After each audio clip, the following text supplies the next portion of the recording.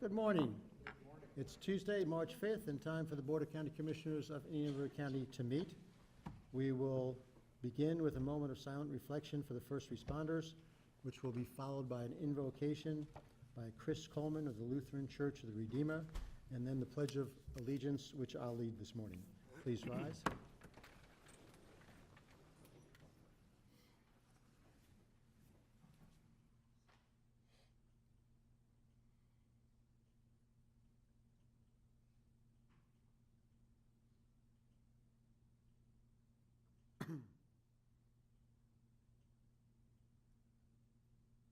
We begin our meeting today in the name of the Father, and of the Son, and of the Holy Spirit. Let us pray. Heavenly Father, we pray that you would grant wisdom to the Board of County Commissioners today as they conduct the business of this meeting. We pray that you would give them insight and that wisdom to lead them in the way that you would have our county go. All these things we pray in Jesus' name. Amen. Amen. Thank you. Please join me in the pledge. I pledge allegiance to the flag of the United States of America and to the republic for which it stands, one nation, under God, indivisible, with liberty and justice for all.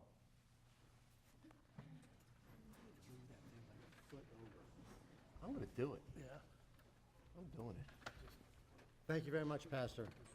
I've got one housekeeping note to help with the proper collection of the minutes and to help the clerk of the court do a good job. I'll ask if you speak today or if you're intending to speak, if you could fill out a speaker's card. It's in the back. Basically like to capture your name and address just so we have it for a proper record. And you can do that either before you speak, after you speak, and just leave the card in the back. We'd appreciate that. The clerk would appreciate that, and I thank you. Next, we'll move to additions and deletions to the agenda. Emergency items. Commissioners. Move approval. Motion from Commissioner Flesher, seconded by Commissioner Zork. All in favor? Aye. Any opposed? Passes 5-0. Proclamations and presentations. We have a presentation of a proclamation of Indian River County celebrating Children's Week. Commissioner Adams will present to Marcia Powers of the Early Learning Coalition. Commissioner. Thank you. Good morning, ladies. If you'd like to come on up. It's my great pleasure to read a proclamation for Indian River County celebrating Children's Week.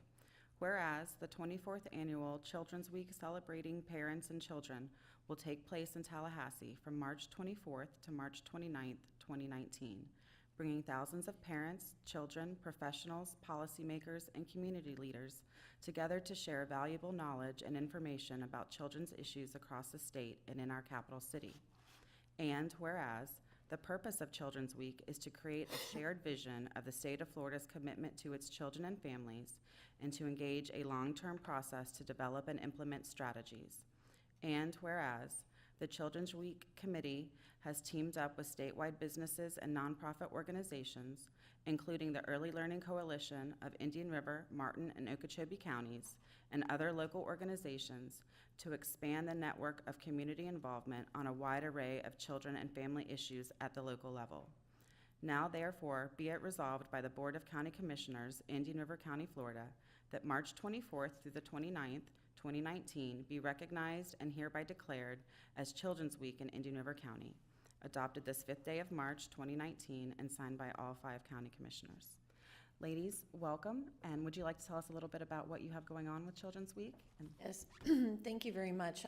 Again, my name is Marcia Powers. I'm the CEO of the Early Learning Coalition, and we just want to say, first of all, thank you. Thank you to Indian River County Commission for supporting the over 700 children and their families that we provide services to here in Indian River County. Your support of specifically of children and early learning is unprecedented across the state, so we say thank you for that. We are going to be in Tallahassee celebrating Children's Week coming up. There's lots of really great festivities, and just reiterating the importance of not just strong children, but strong families. So we say thank you, and I want to introduce our brand new board chair, Ms. Lee Genta. You want to say? Good morning. First, thank you for having us. Thank you for honoring what we do for children and families. And we just want to say how committed we are to continuing to help serve your county. Thank you for having us. Thank you. Thank you.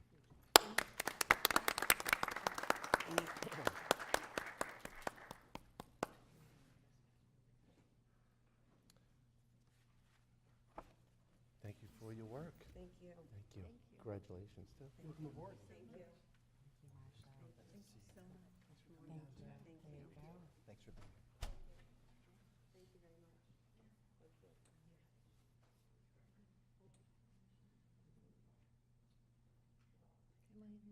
No, you're good.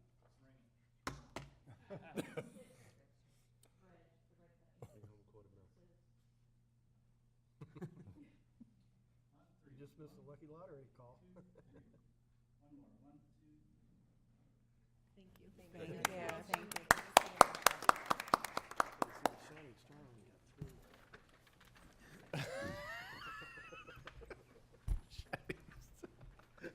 We will now have the presentation of a proclamation designating the month of March 2019 as March for Meals Month. Commissioner York will present, and Karen Deagle will receive. Good morning. Come on up. Good morning. This is a proclamation designating the month of March 2019 as March for Meals Month. Whereas on March 22, 1972, President Richard Nixon signed into law a measure that amended the Older Americans Act of 1965 and established a national nutrition program for seniors 60 years of age and older. And whereas Meals on Wheels America established the National March for Meals campaign in March of 2002 to recognize this historic month. The importance of Older Americans Act nutrition program, both congregate and home delivery, and raised awareness about the escalating problem of senior hunger in America. And whereas the 2019 observance of the March for Meals campaign provides an opportunity to support Meals on Wheels programs that deliver vital and critical services by donating, volunteering, and raising awareness about senior hunger and isolation. And whereas Older Americans Act nutrition program, both congregate and home delivery in Florida, have served our community admirably for 40 years. And whereas volunteer drivers for Meals on Wheels program in Florida are the backbone of the program, not only delivering nutritious meals to homebound seniors and individuals with disabilities, but with care, concern, and attention to their welfare. And whereas Meals on Wheels program in Florida provide nutritious meals to seniors throughout the state, helping them maintain their health and independence, avoiding unnecessary hospitalizations and premature institutionalization.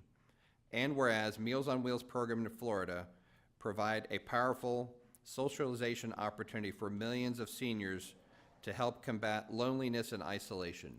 Now therefore be it proclaimed by the Board of County Commissioners, Indian River County, Florida, that the month of March 2019 be designated as March for Meals Month in Indian River County, and the board encourages all citizens to take time this month to honor our Meals on Wheels program by the Senior Resource Association, the seniors they serve, and the volunteers who care for them. Our recognition of and involvement in the National 2019 March for Meals campaign can enrich our entire community and help combat senior hunger and isolation in America. Adopted this 5th day of March 2019, signed by all 5 county commissioners. Good morning. Good morning, thank you. I'm Karen Deagle. I'm the CEO at the Senior Resource Association, and with me today is Shauna Callahan, who's the Director of Programs, and also Virginia Scov, who is the Nutrition Manager. So during the month of March, we joined thousands of Meals on Wheels programs across America, raising awareness about senior hunger and isolation. 2 key factors that influence our health and the aging process are nourishment and socialization. Senior hunger and isolation are serious problems in our community. Food insecurity affects seniors differently. Even if a person has the money to purchase food, they may not be able to because lack of mobility, functional limitations, or health problems. These reasons can prevent older adults from eating properly. Our homebound meal program helps alleviate isolation and hunger. A hot, nutritious meal is delivered by our staff and volunteers to our clients 5 days each week and offers 2 frozen meals for the weekend. All meals are planned and evaluated by a registered dietitian to ensure it contains 1/3 of the daily nutritional value necessary in a diet. Last year, SRA delivered 72,128 hot meals to homebound seniors in Indian River County. But we know that this program is more than delivering that daily nutritional meal. It's also a daily wellness check. It provides seniors and their families a sense of security and saves lives. A visit by a friendly Senior Resource Association volunteer or staff member is, for many seniors, the only socialization they experience that day. Our Meals on Wheels program also includes social congregate meals, which is perfect for mobile seniors who are not able to prepare meals on their own or who simply enjoy the company of others. Last year, we served 22,795 congregate meals in 5 different locations throughout the county. Emergency Meals on Wheels is a program for seniors who have been discharged from a healthcare facility within the last 30 days. A nutritious hot meal is delivered daily for 2 to 4 weeks at no charge while they recover. This program is funded completely through philanthropic funding. Last year, we delivered 4,522 meals to clients through this program. And lastly, our Pet Meals on Wheels program provides our clients' pets with the right type of food so that clients do not share their food with their beloved pet, which, as we all know, is not good for the pet and takes away from the important nutrition our clients need. Overall, because of our generous volunteers and donors, that's including the County Commission for the support of the match dollars for the towards our funding from the state. So thank you very much for that. Senior Resource Association Meals on Wheels program delivered over 100,000 meals to seniors in Indian River County. That's an average of 250 meals each day. This daily feat could not be accomplished without the dedication, time, and effort of over 125 volunteers on a weekly basis. And by the way, we are always looking for volunteers. This program cannot be done without those volunteers. However, please note that there's still so much to do. Right now, today, there are 177 seniors on our wait list needing to receive a daily meal. That's 177 in our community. The cost to feed a senior is $3,000 per year. And on March 11th through the 13th, SRA is once again hosting Champion for Meals, which is a wonderful opportunity for community leaders and members of our community to experience the gratification of delivering a nutritious meal to our homebound seniors. And I know a few of you have already signed up to do that, so really appreciate your support. Thank you. At this time, we have something to give each of you.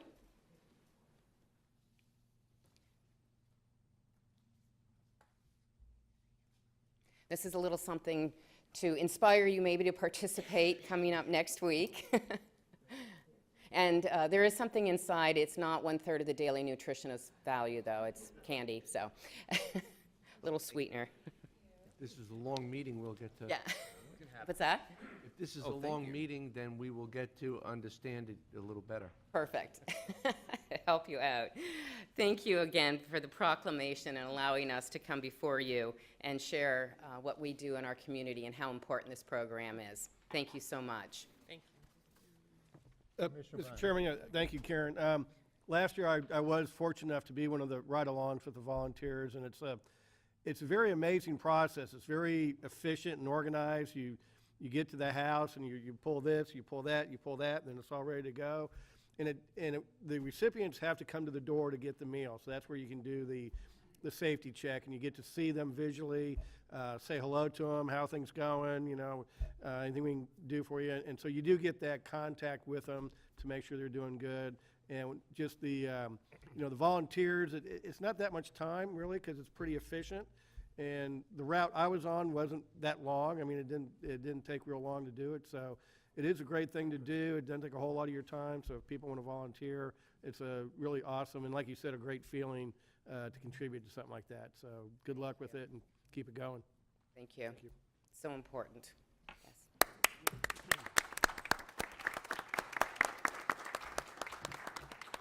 Thank you, Karen. I'm just going to put these all back in for you. Great job, thank you. And see you.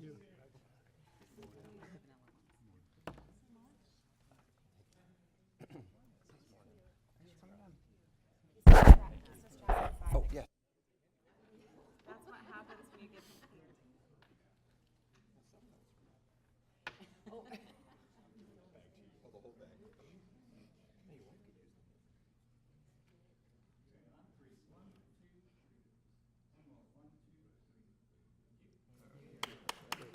Thank you all.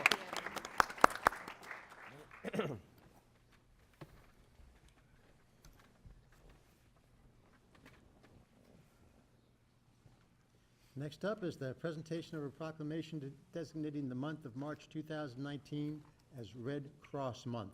Commissioner Fleischer will present to Mr. Ben Troutman. Good morning, Mr. Troutman. Commissioner Fleischer. So- Thank you, Mr. Chairman, and for the opportunity to present this proclamation. We're happy to see a representative from the American Red Cross today, but on a regular diet, we hope you're operating well and not here in the county. But when we do need, we know you're there. Thank you. I think people prefer to see the Meals on Wheels vehicle before they see yours. Typically.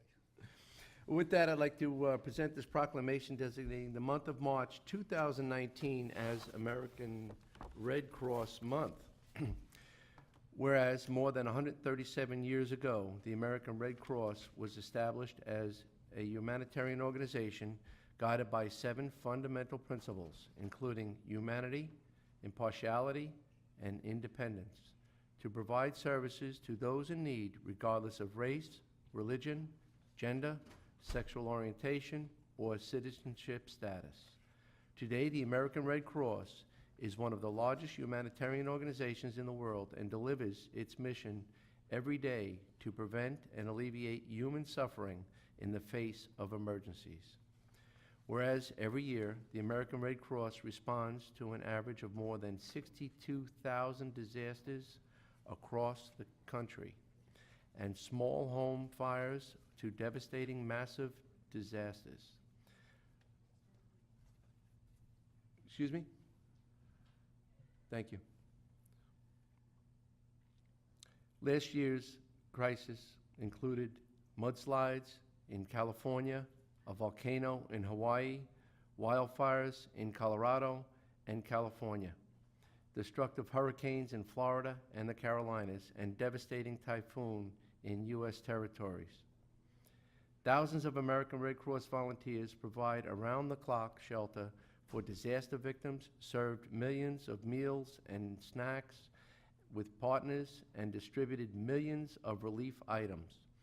And whereas in Indian River County, the American Red Cross has a long history of helping our neighbors in need, and in Florida's coast, into the Heartland chapter, assisted with 113 local disasters in the past year alone, and helped save lives throughout our home fire campaign. Since the campaign launched in October 2014, the chapter has worked with community partners to install more than 2,900 smoke alarms, making households safer. And meanwhile, in the area, the Red Cross handles the average of 600 emergency calls every year. Whereas March is the American Red Cross Month, a special time to recognize and thank the American Red Cross volunteers with donors who give of their time and resources to help members of the community. The Red Cross depends upon the local heroes to deliver and help and hope during the disasters. We applaud our heroes here in Indian River County who give of themselves to assist their neighbors when they need a helping hand. Whereas American Red Cross shelters, feeds, and provides emotional support to victims of disasters, supplies about 40% of the nation's blood, teaches skills that save lives, provides international humanitarian aid, and supports military members and their families. Whereas we dedicate the month of March to all those who support the American Red Cross mission and to prevent and alleviate human suffering in the face of emergencies. Our community depends upon the American Red Cross and relies on volunteers and the generosity of the public to perform its mission. Now therefore be it proclaimed by the Board of County Commissioners of Indian River County, Florida, that the month of March 2019 be designated as American Red Cross Month in Indian River County, and the board encourages all citizens to support this organization and its noble humanitarian mission. Duly adopted this 5th day of March 2019, signed by all 5 of your county commissioners. Thank you, and good morning. Morning. Thank you very much. Thank you, Commissioners. I want to, again, I appreciate the support, and the Red Cross appreciates the support that you give us in our mission. We cannot do it without your support, volunteers, and the generosity of our donors, of course. And we do appreciate all the recognition that you do and coming out to our events and supporting some of our initiatives. Thank you very much. And speaking of events, there'll be our hangar party coming up? There absolutely will be. In May again, we'll be having that. 18th, I believe, is our date. Is Friday again. And it's the same as last year. We're hoping to have a great big turnout. Lots of static displays of our other first responders and our heroes out that help us out, and we help them during these big events. So we're looking forward to it. It was a good time last year, and I suspect it'll be a good time this year too. Always is a good time, and it is great, and I said earlier that we probably look forward to the Meals on Wheels vehicles before we look forward to your vehicles, but quite frankly, having gone through Hurricane Charlie, Francis, and Jean, those vehicles and the men and women who serve and the supplies were greatly appreciated during our most precious and valuable appreciation time when we needed it the most. Welcome. Thank you.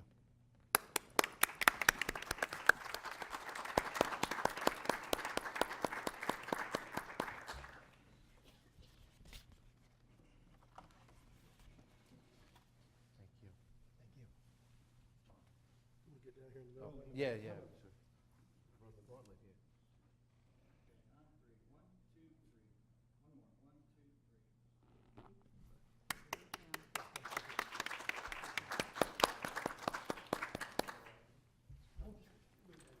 Wow.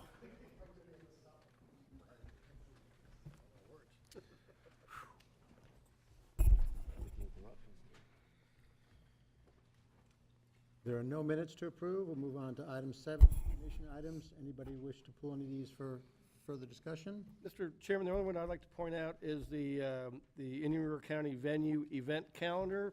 And while it's full of lots of good activities going on, the big one is the Firefighters Fair, which is starting on March 8th, going through the 17th at Indian River County Fairgrounds. Always a great family time and event, so mark your calendars. And I think they have daily ads for their daily specials and,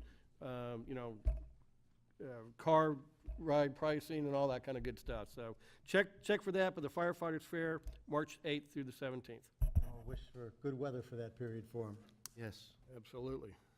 If there are nothing else to be pulled, we'll move on to the consent agenda.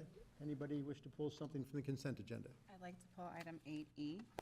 We have 8E from Commissioner Adams. Anything else? If not, I'll ask if anybody from the public would like to pull anything from the consent agenda for further discussion. If not, be happy to get a Move as motion. amended. Second. We've got the motion from Commissioner Flesher, second by Commissioner O'Brien. All in favor? Aye. Any opposed? Passes 5-0. Commissioner Adams, 8E is all yours. Thank you. We do have a few members of the Vero Lake Estates Property Owners Association in the audience today, so I thought this would be a good opportunity to have our Public Works Director kind of go over what is going on with this project, since it is on one of their main roads, just as an opportunity to convey to them what we're up to. Thank you. Morning, Commissioners. Rich Berger, Public Works Director. 101st Avenue, as you stated, Commissioner, is one of the main roadways into VLE. As part of that, as we do for the whole county, we look at these types of roadways for improvements in the future for funding from DOT, whether it be small county outreach program or a lap project where we can improve the sidewalk systems. To do that, we need to know what we have. So this agenda item is to get the survey so that we can check and see what we have out there for future design.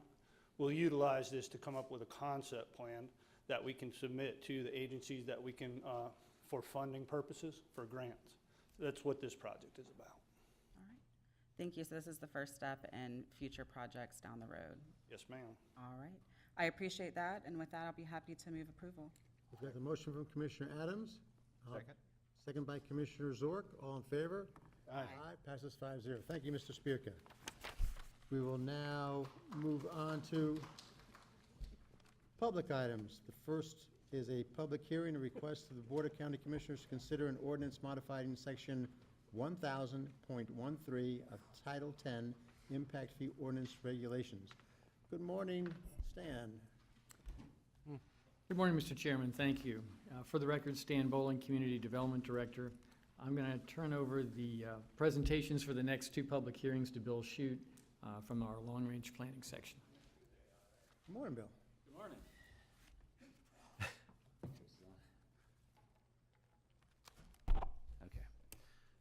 Okay.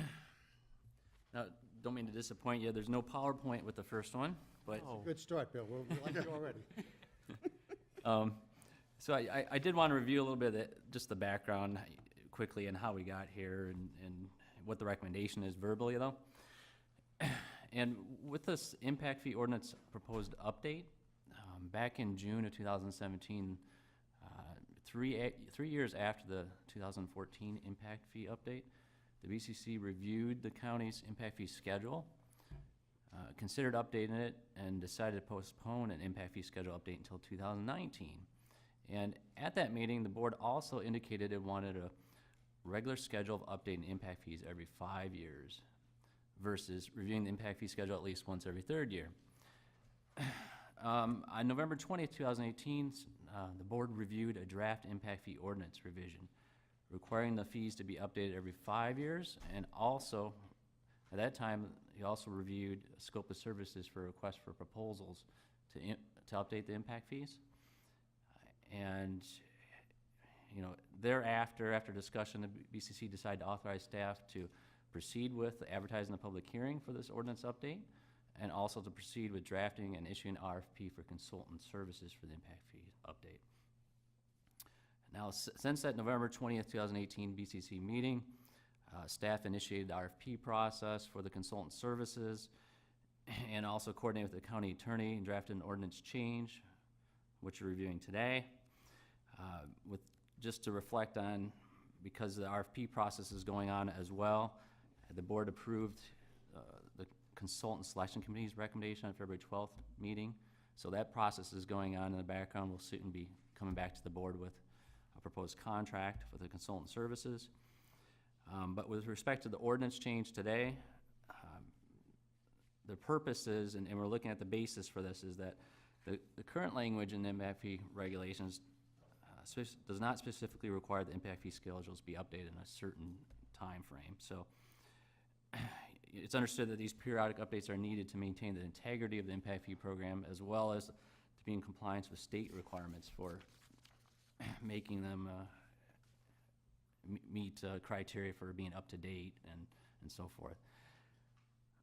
So with the proposed 5-year update, it will put the county basically on a regular update study schedule. It's going to establish every 5 years, and it's going to help bring certainty in the marketplace, allow the private sector to plan for, anticipate regular schedule reviews, and again, ensure that we're in compliance with Florida statutes for regularly updating those impact fees.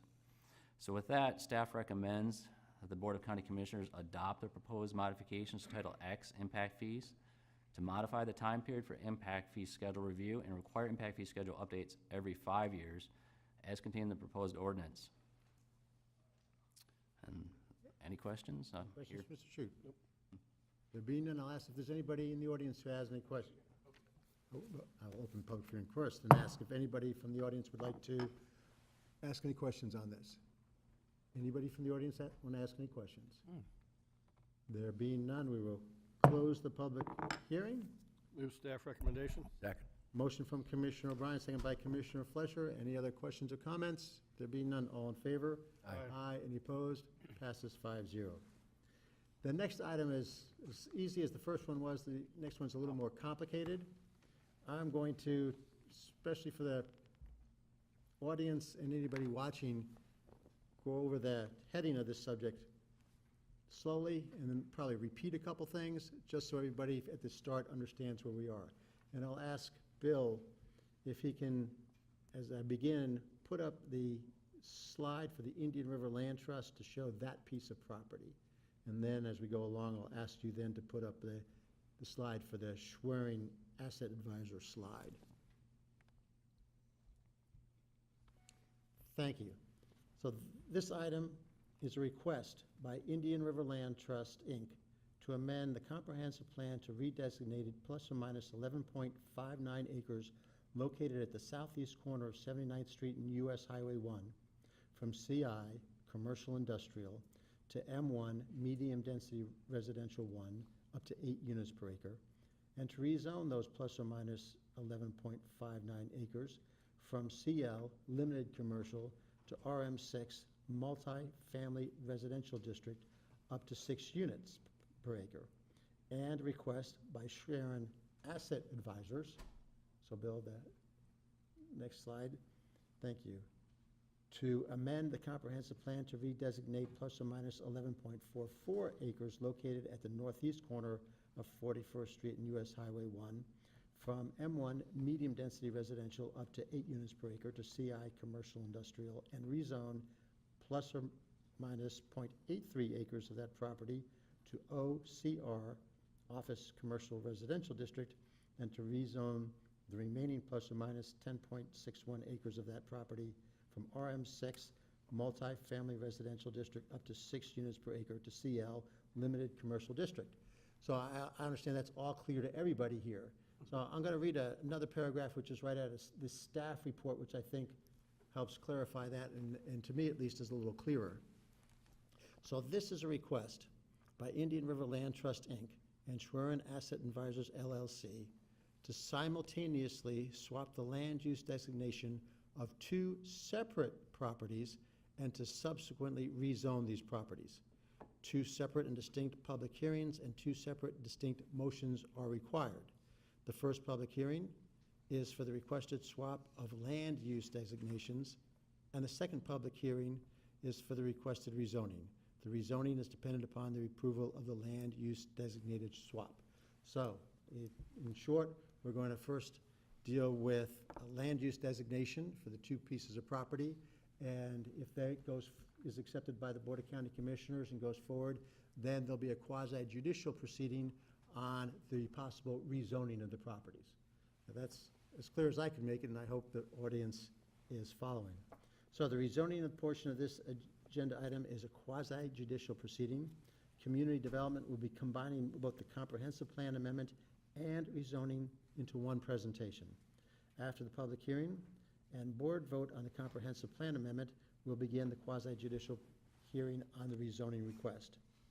I'm now going to ask that if anyone intends to speak at the quasi-judicial hearing, if they'll stand and be sworn in, and I'll ask the clerk to swear in anybody who may want to speak today. Do you swear or affirm to tell the truth, the whole truth, and nothing but the truth? Thank you very much. I'll now ask the staff to begin its presentation. Thank you. All right, thank you. And I think you've summarized it very well. Some of the slides are going to kind of be repetitive, but I'll go through them. All things considered, that's fine today. Okay. So as Chairman Solari indicated, we have 2 separate and distinct public hearings today. So we have the first public hearing is for the requested swap of land use designations. And that's comprehensive plan related, which there are different rules that apply and processes for comprehensive plan amendments, and I'll go through that with later slides. And the second public hearing is for the request of rezoning. And with rezonings, I'm kind of getting ahead of myself, but there's also a slide that tells you that you can't have inconsistencies between the comprehensive plan and the zoning. So there's a rezoning that accompanies this request to keep things consistent. Now, as indicated below, it's really dependent upon the rezoning is dependent upon the approval of the land use designation swap. So, in our Indian River County Code, section 800.073D, we have a specific requirement that requires a rezoning application to be filed simultaneously with a future land use designation amendment application when the proposed land use does not conform to the existing zoning. That's why it's a little more complicated today with 2 public hearings. So we have to start with the comprehensive plan amendment process first. You can't rezone until you have in this case, until the comprehensive plan amendment is considered and accepted.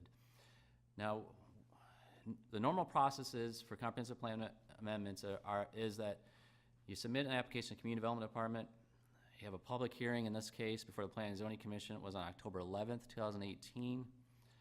There's a transmittal public hearing before the Board of County Commissioners where we send the comprehensive plan amendment application to state and regional review agencies. That was held on November 20th, 2018. After state and regional review agencies review, they send their comments to the county and to the state land planning agency. And where we're at today is we've received those comments, and now we're having the third and final public hearing before the Board of County Commissioners.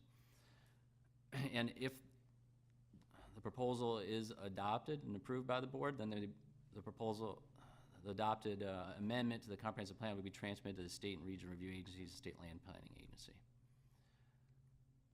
So again, with the past actions, I kind of highlight a little bit in that timeline just before, October 11th, 2018, the Planning and Zoning Commission recommended approval of the land use designation amendment and the rezonings. They reviewed them both at the same time. The Planning and Zoning Commission is a recommending body to this board, so they reviewed it all at one time, and then per the comprehensive plan amendment process requirements, the board reviewed and ultimately approved the land use development amendment transmittal to state and review agencies. They did not have a public hearing for the rezoning process at that time because, again, the comprehensive plan and the rezoning processes are a little bit different. 3 public hearings with the comprehensive plan amendment, 2 public hearings with the rezoning.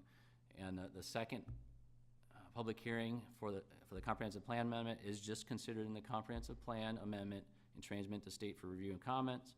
We get those back, and we're here today to decide on both the comprehensive plan amendment as well as the rezoning. After transmitting the proposal to the state and regional review agencies, there was no objections from state and regional review agencies. And as shown at the beginning of the presentation, the location of the property number 1, this involves swap, land use designation swap, and rezoning of those properties to be consistent with those swaps. So we have subject property 1.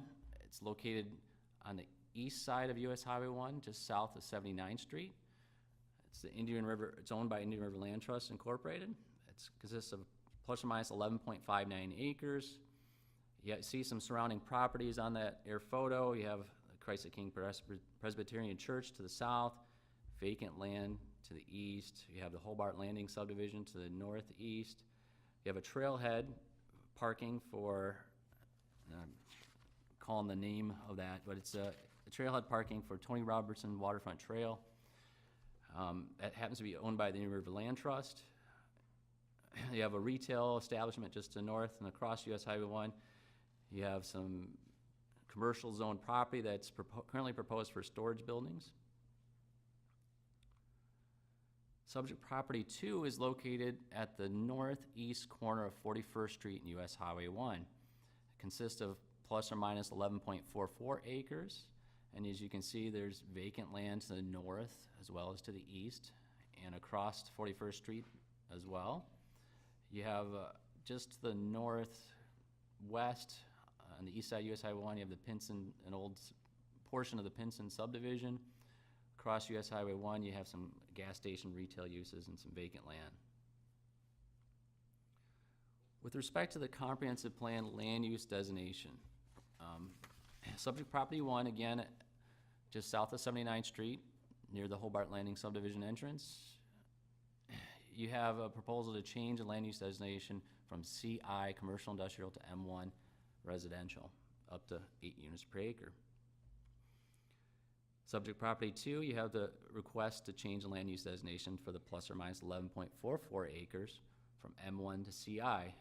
And of course, you can see the commercial industrials to the south as well as to the west, and you have M1 residential to the north and east.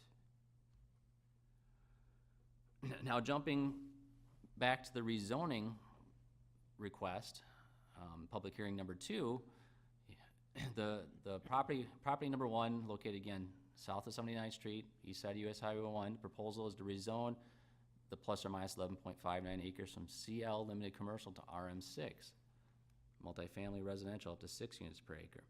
And you can see to the east, you have some RM6 zoning already, to the north CL, to the south CL, and across the US Highway 1 CH. With respect to property number 2, the rezoning request, again, public hearing number 2, we have multifamily residential, up to 6 units per acre to the east and to the north. You have commercial general to the south, as well as some medical. That's really the outer limits of the medical node for the hospital district. You have commercial general across US Highway 1 to the west. So focus on another component of public hearing number 2, so zoning district differences. We have CL limited commercial. These are the purpose statements that are to the front of the commercial zoning section of the land development regulations. And really, the CL limit district is intended for restricted commercial activities for convenience, retail, and service needs of area residents, with intent to minimize the impact on nearby residential areas. OCR, office commercial, it's similar. It's a little more restricted, less uses. It's more focused on office, commercial, and residential activities that are compatible with surrounding neighborhoods. In the multifamily residential districts, the intent is to implement policy of the comp plan for residential uses for multifamily residential units and adequate public facilities. Now, with requests such as this, there's always a set criteria that are analyzed. We look at the impact on public facilities, consistency with the comprehensive plan, land development regulations. We look at the surrounding area, the compatibility, and potential impact on environmental quality. With respect to concurrency, we check to make sure there's sufficient capacity for certain facilities. Here's the main facilities we check: transportation, water, wastewater, solid waste, stormwater management. Now, with this request, since it's a land use swap, it's exempt from concurrency review because you're not increasing the intensity of uses. So there's actually a slight decrease in development intensity because the commercial is usually the more intense, and we're getting less commercial with the request than residential. It's impacting the same facilities. As a detailed concurrency review will be done at the time of project development plan review. So when landowners come in with their development projects, that's when we get into more of the details of looking at the specific facilities.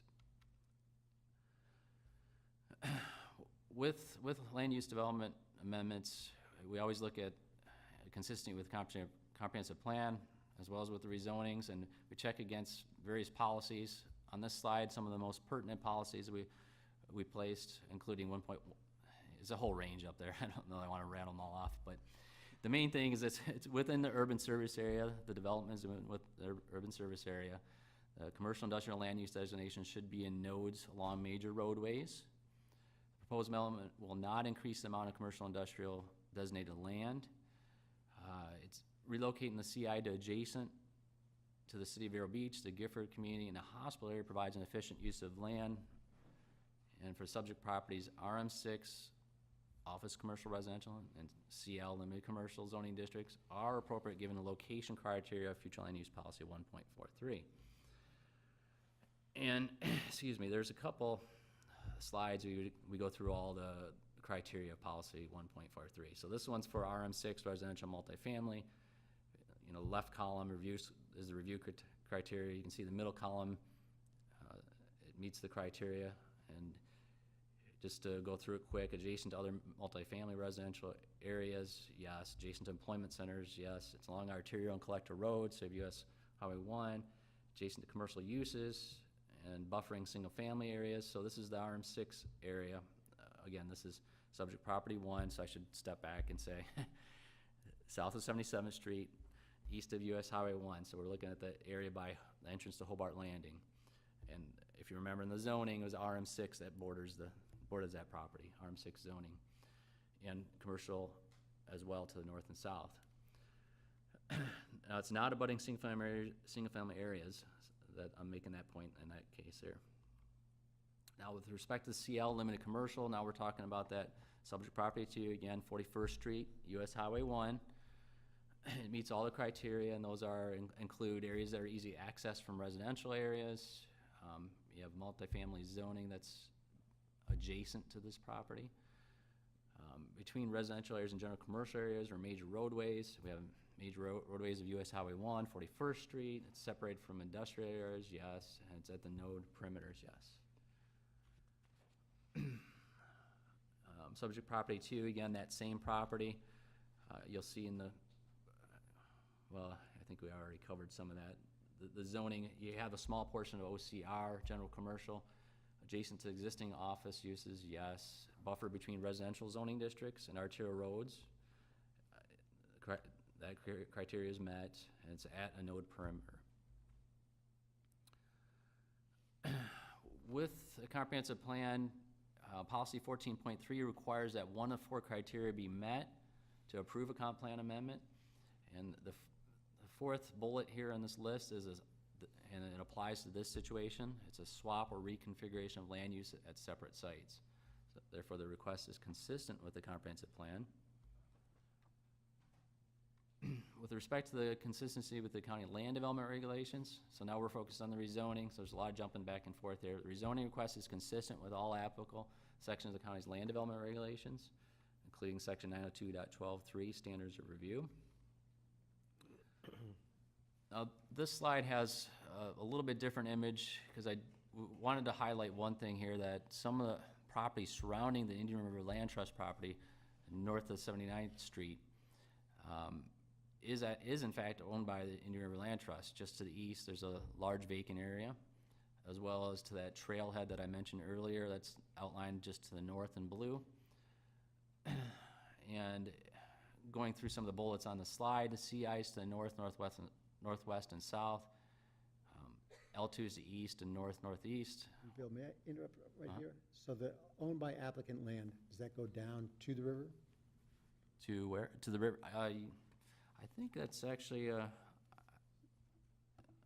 don't know if I have a perfect slide showing that. You don't need the slide, but I think it does. And I think it does, yes. And I think it's important to note Yeah. that this is basically going to end up as conservation land, which would go from the western border of the two-change use designation block to the river, which makes for one good cohesive piece of conservation land.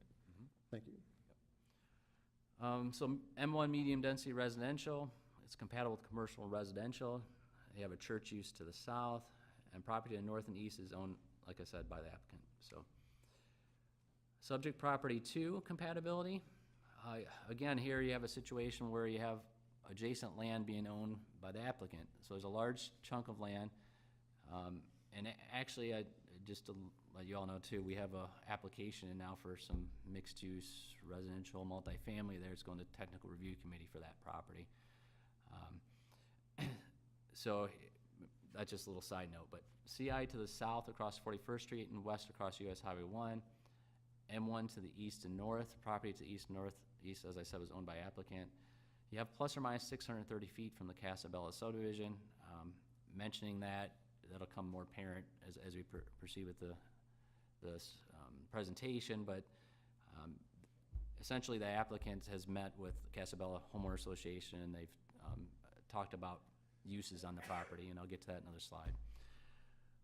Buffer yards and 6-foot tall opaque features are required between residential uses districts and new commercial development. So, with any development on this site, there's going to be some buffering required between the commercial uses and the residential uses to the north as well as to the east. CL limited commercial zoning OCR, office commercial residential zoning, it provides transition between US 1 and the residential properties. And being located along US Highway 1, 41st Street, there are special corridor development regulations that also come into play. And this slide just highlights there's additional aesthetic regulations for buildings, landscaping, signs, lighting, as well as requirement for pedestrian connections to residential areas. Now, looking and zooming out on the 41st Street area on US Highway 1, you can see on this slide, we did a little analysis just showing you that, some depth of the commercial and how far it goes from US 1 eastward. And you can see, starting at the north, we have plus or minus 900 feet of CG, a combination of 1,300 foot CG CL combined. Next one's down about 900 feet deep of CG, CH for the next one's about 700 foot deep. And the one below the property, just south of 41st Street's plus or minus 700 feet. And this one's proposed between 760 and 890 feet for CL OCR. Okay, so as I was mentioning a little earlier, just about the Casabella Homeowners Association and Swearing Asset Advisors met and discussed potential uses on the CL and OCR properties. And they have voluntarily agreed through a private deed restriction to place some restrictions on the CL and the OCR properties. To prohibit certain uses that are considered to be objectionable by the Casabella Homeowner Association. And they also had in there some retaining of residential zoning on the remaining property between Casabella and the subject property. So, Bill, on that, you mentioned that there's an application in for mixed use there. Does that fall under the residential zoning or does that meet the intent of what the Casabella people might have been, the understanding that maintaining residential zoning, that there would not be commercial in there? So are the Casabella folks aware of the mixed-use application? Yes, they were provided even recently with the email about the TRC meeting.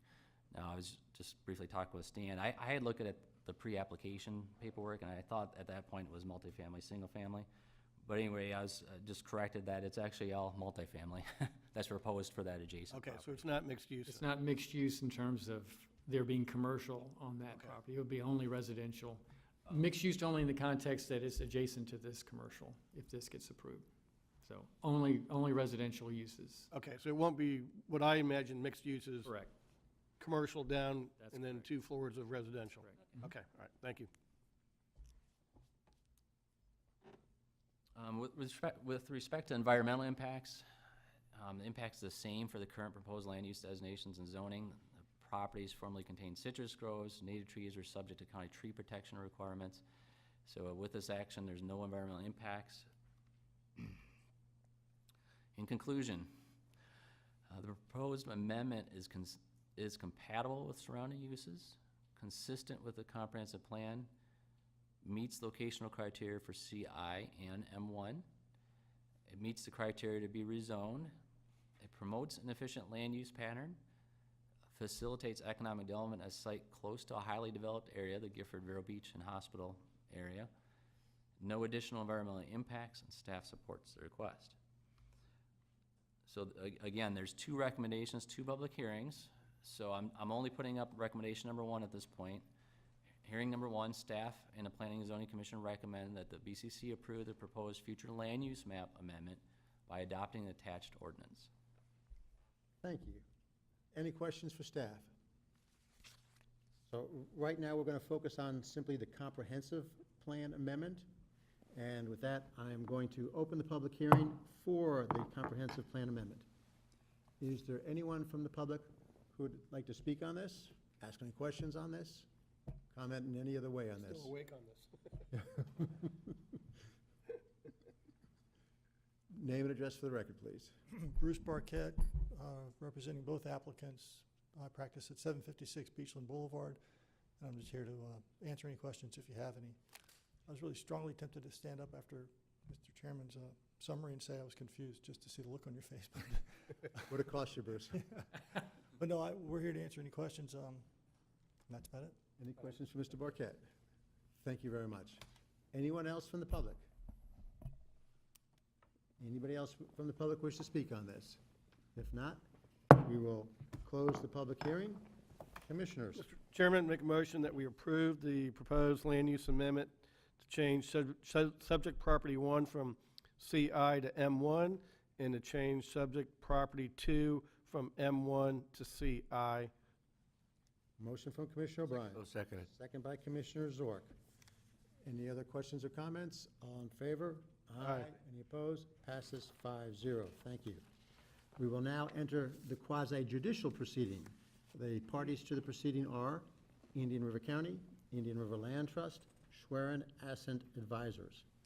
At this point in the quasi-judicial proceeding, I will ask the commissioners to disclose any ex parte communications, site visits, or independent investigations. I will begin with Commissioner Fleischer. No, sir, none that I'm aware of. None. None that I'm aware of. None. None. And we will now confirm that commissioners have an open mind and are able to base their decision on the evidence presented and the applicable law. Commissioner Zork. Shall and will.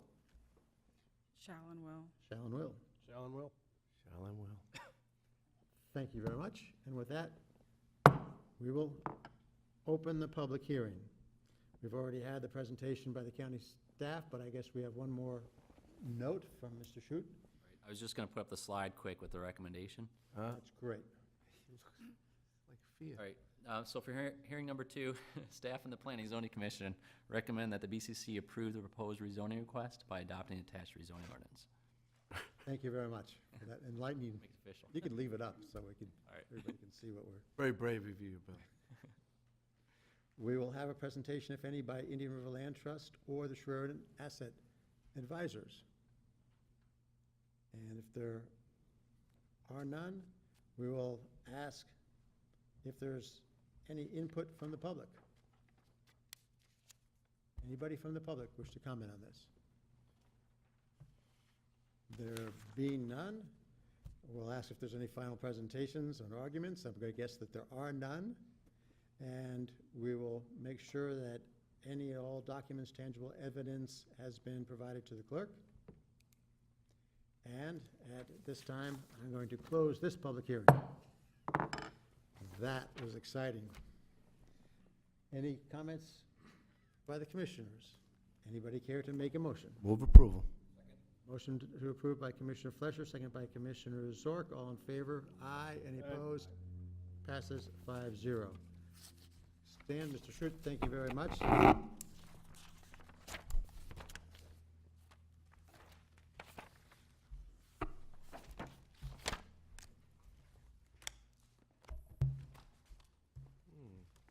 And with that, we are now going to move to public discussion items. A request to speak from Spencer Simmons and Tim Campbell regarding zoning district use violations. Good morning, name and address for the record, please. Spencer Simmons, 118 Fort 3rd Avenue. I do apologize, we do have slides, so I know. That's okay, we could have used offered by slides, so feel free. All right. Well, myself, Spencer Simmons, and Tim Campbell. Tim Campbell, 733 37th Street, Vero Beach, Florida. Thank you.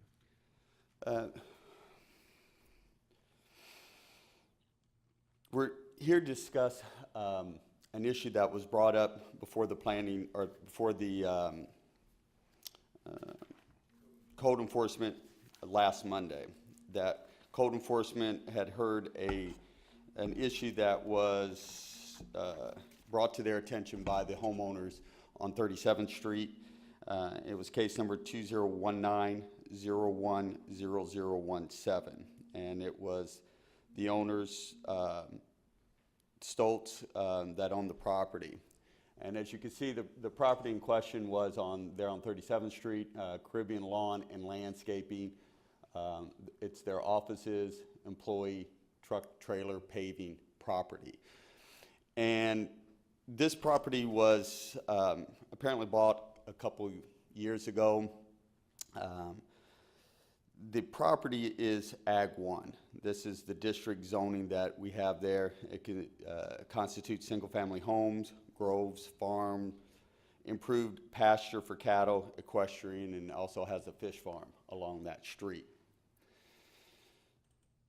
What we're here today is that on about last year there was the lake was dug on the back and they began to build a pad on that property.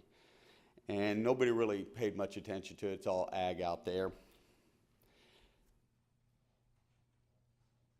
There was an 8,000 square foot metal building that was completed. It had a front area with 2 stories and bays in the back. Shortly after that, Caribbean Lawn and Landscaping began operating their business out of the facility with 16 plus commercial vehicles, basically pulling large trailers. This is Caribbean Lawn and Landscaping. This is their website. You could take a look at that at a later date. Here's some pictures of the property now. There was, this day here was a Friday a few weeks ago. There was approximately 26 residential vehicles, personal vehicles that came to the property with employees. And there is approximately 16 that we had count of commercial vehicles with trailers leaving the property, and that's every day. They also have a pest control, irrigation business that they're operating out of the property.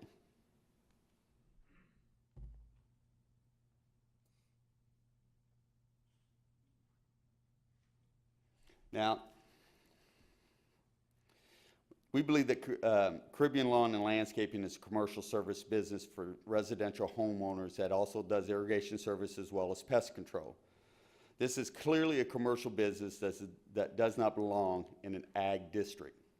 We brought this to the attention of code enforcement multiple times. This is when we found out that a building permit was not obtained for that 8,000 square foot building. Now, we understand in ag areas you can do a pole barn type building for, I guess, horses, if you have equipment that you're storing. This building here actually houses the business. There's a section in the front there that is 2 stories. It has employee lounges, offices, and this building again was built without a building permit. The parking lot was done without a building permit. This whole area was done basically without a permit. And I believe if it would have been brought to the attention, if they went before the planning and zoning to get a permit, it would have been stopped at that point. So we had brought this to the planning and zoning. During the code enforcement hearing, which was brought me here today, was that we heard that Mr. Roland Boy and I believe Thomas Aldred had been to the property and spoke with the owners, Mr. and Mrs. Soates. It would seem at the time that the idea of a tree farm was introduced, and the hearing revolved around a non-existent tree farm and if they could operate an accessory business for the next 3 to 5 years or more until the non-existent tree farm had become established. And that's what we're really looking at. I felt that at that hearing that it was not addressed that you're trying to run a commercial business out of this property and then use a convoluted loophole that, well, I'm going to have a tree farm. And they discussed they don't have any trees, they haven't planted any trees. If they did, they have approximately 3 acres that is not being used at this time for the said tree farm. Again, more pictures of all the vehicles going in and out of the street there. Again, we believe this is ag zoning for a reason. Now, Caribbean Lawn and Landscaping, their services is grounds, maintenance, pest control and fertilization, general household pest and rodent control, termite control, landscape enhancement, landscape design, landscape installation, landscape lighting, irrigation, exterior plant care, and mosquito misting systems. Again, we feel this is, a business, a commercial business that is not shouldn't be located on an ag property. Their ground maintenance is lawn mowing, lawn edging, weeding. As you can tell, it's something you would see pretty much anywhere throughout Indian River County. Somebody's pulls up and they cut your grass or they do a development. Their landscape enhancement is mulching, planting, sod replacement, stepping stones, etc. If you look on the code enforcement, their violations was no building permit, violation of Florida Building Code, and violation of the zoning district use violation. This is what they had put down, section 91104-2C. No structure shall be erected, constructed, reconstructed, or structurally altered, nor shall any structure or land or combination thereof be used unless the use to which the structure and or land is to be put and listed in the permitted use section of the applicable zoning district. This is Ag 1.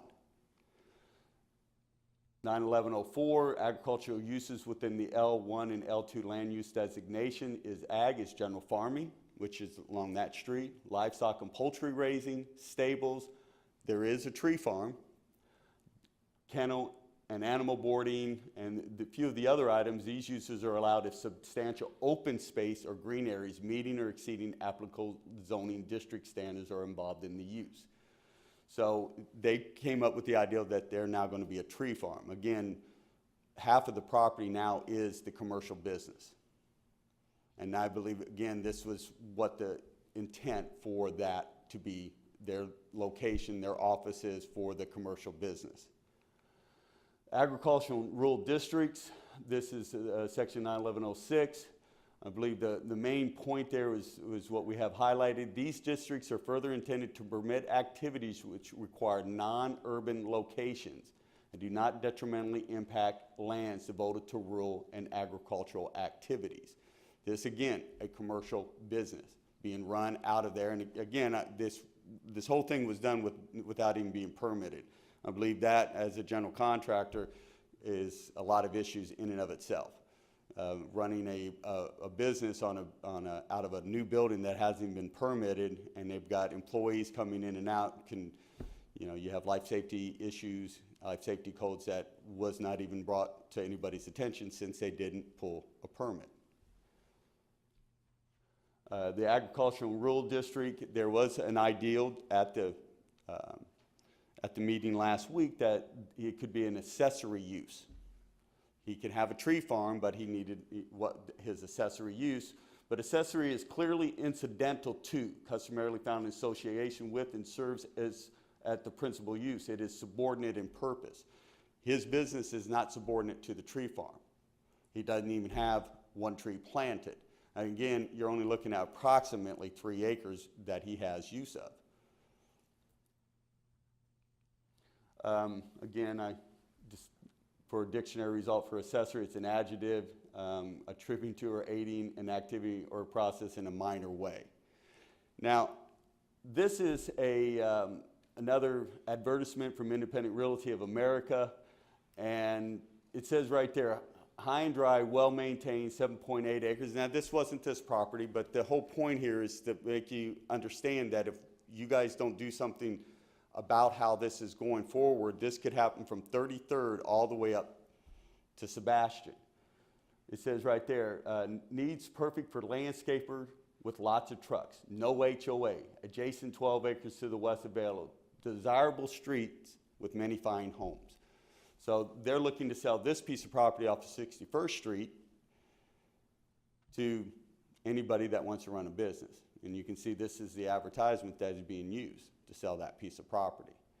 And we really feel that the county, if they're going to rezone this to commercial, then we need to do this. But if you guys don't, and I don't believe you want to do that, because, I mean, this is what we're looking at basically all the way up through 37th, from 33rd, probably all the way up to, let me pull this back up, all the way back up to Sebastian. That's what it looks like. And we don't want to see, of course, and I don't believe anybody here wants to see commercial businesses running up and down all these areas. And we really feel that this business here needs to be, they need to cease their operations and move what they're going to do out of that property. They want to run a tree farm, fine. But you've got, again, over 8,000 square foot building And as you saw the pictures, multiple commercial vehicles, 16 that we counted, plus trailers, and these are not small trucks. These are large commercial vehicles up and down the street, and they've got 21 or 26 vehicles with employees coming there every day. I believe this should be, there's many places in Indian River County where you can establish your business and run your business from that perspective. I do not believe it needs to be done on 37th Street or 41st or 53rd, 33rd. And again, if this needs to be addressed, I believe, by the commission, that we not allow this to move forward. Anything, sir? Yes, I bought a piece of property. It says Campbell over there after Hurricane Andrew. And I speak probably just as much as everybody on the whole street. We live out there. Some people are third generation homeowners. And we didn't have the intent of owning a piece of property where we have commercial vehicles traveling up and down our road every day. It's ruining our lifestyle, dropping our property values, and really disrupting our neighborhood. And I wish you'd appreciate you all taking notice and really looking at what's going on out there. And it's interesting that when Mr. Campbell went to the code enforcement, and he said, he even mentioned, I want to build a commercial building to do my landscaping business out there, and they said, you can't do that. And then he said, well, they did it. And all of a sudden it was, because we had went multiple times to them. I believe one of the ladies even discussed that they were burning their debris out there from where they do tree trimming, and that got stopped. So again, we had asked multiple times for, once we found out what was going on, for code enforcement, and then finally had the hearing, and it was basically, well, we'll let them start a tree farm possibly, and continue to allow business to be run, commercial business to be run out of an ag district. And again, this is not an ag business. You know, they're not farming, they're not citrus, they don't have chickens or anything else. This is clearly a commercial business running out of an ag. And we believe they were being somewhat deceitful, not even to pull a permit and just get out there and start the business, and hoping that nobody would say anything. Thank you very much. Thank you. If I may, I'd like to call up Stan just to ask him some questions. But you gentlemen can sit down if you would.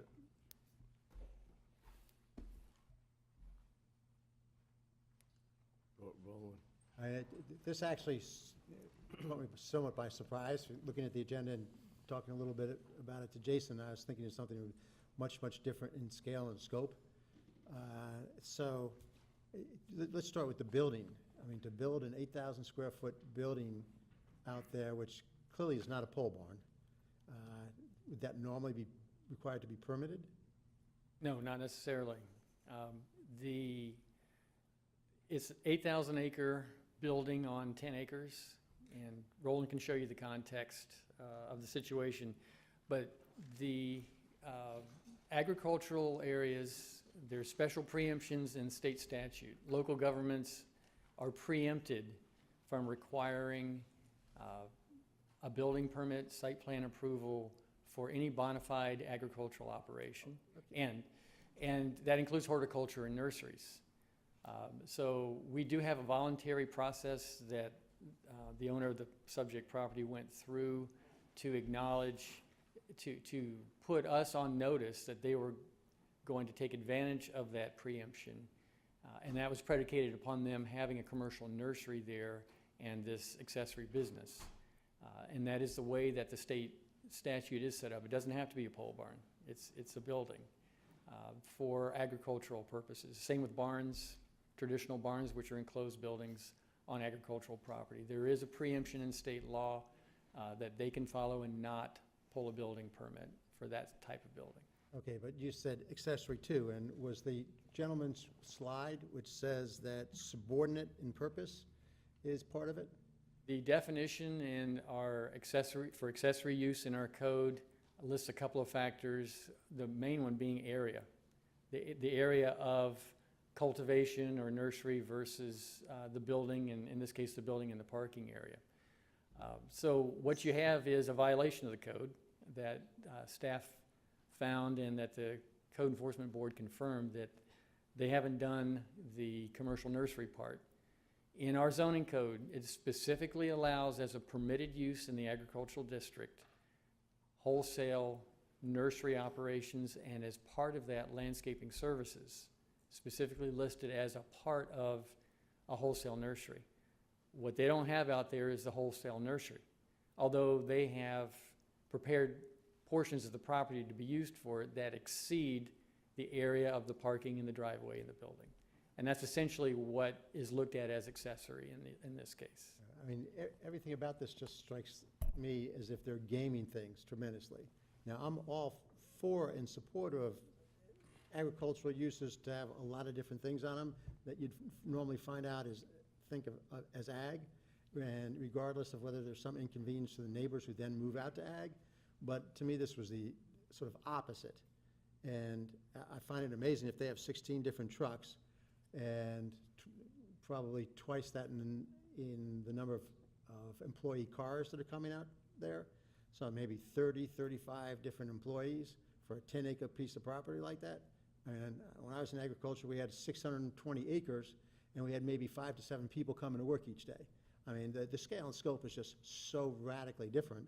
And yes, they may put in 2 or 3 acres of trees, but again, that's just sort of gaming the system. And I know we're not going to do anything today about this, but I'm just asking my fellow commissioners if any of you find something. Yeah, Mr. Chairman, I'm trying to think of the name. I think is it C.W. Willis Family Farms? They're off 58th Avenue, just south of State Road 60.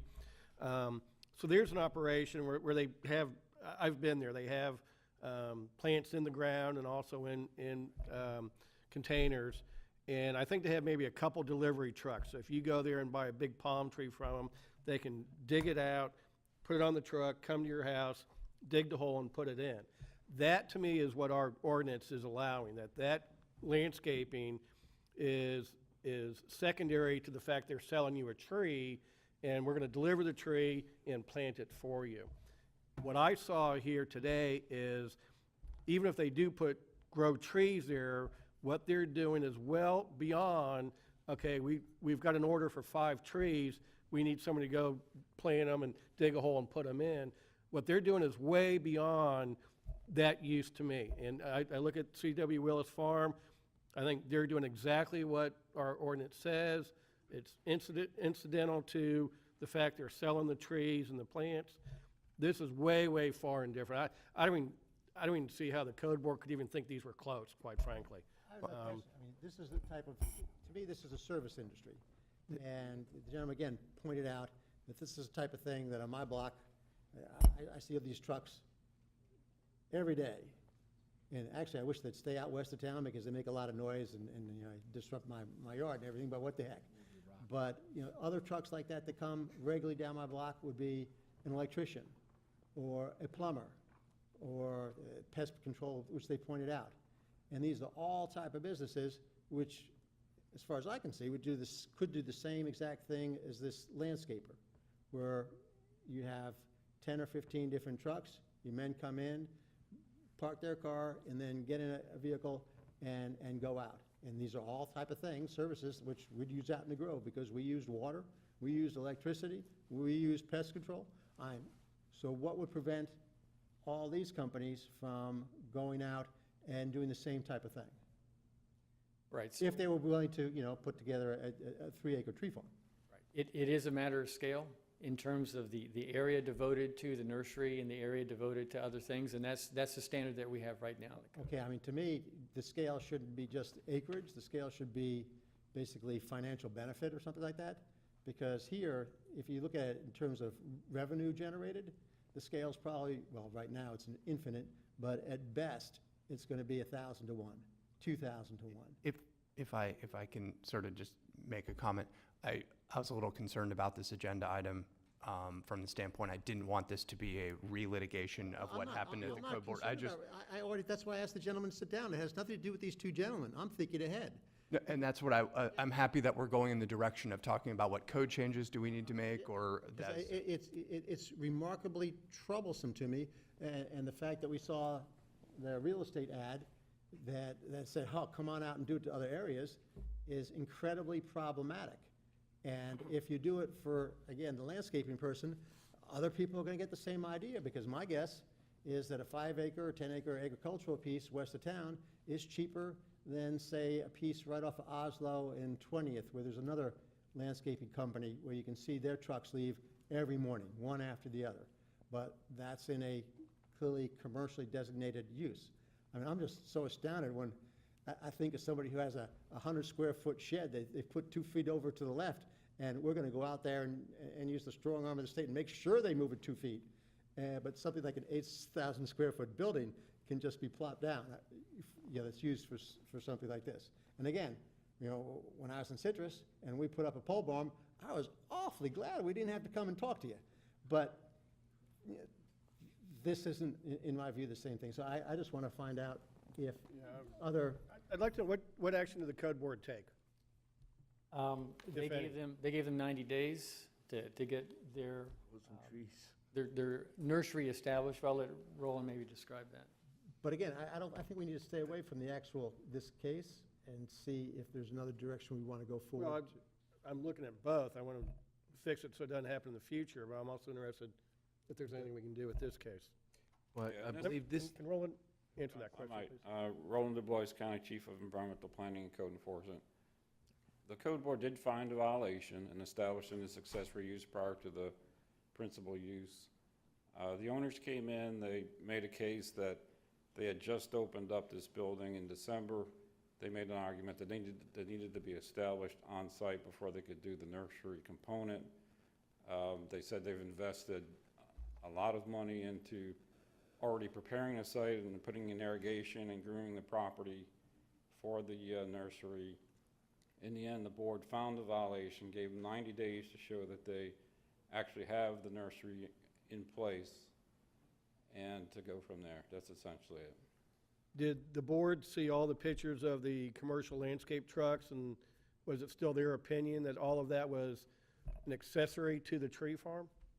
What they determined was that the building and parking area is 2 acres of the 10 acres, so it's 20% of the site. So there's 80% of the site that's open for the nursery. And the plan that was submitted, this is just a sketch.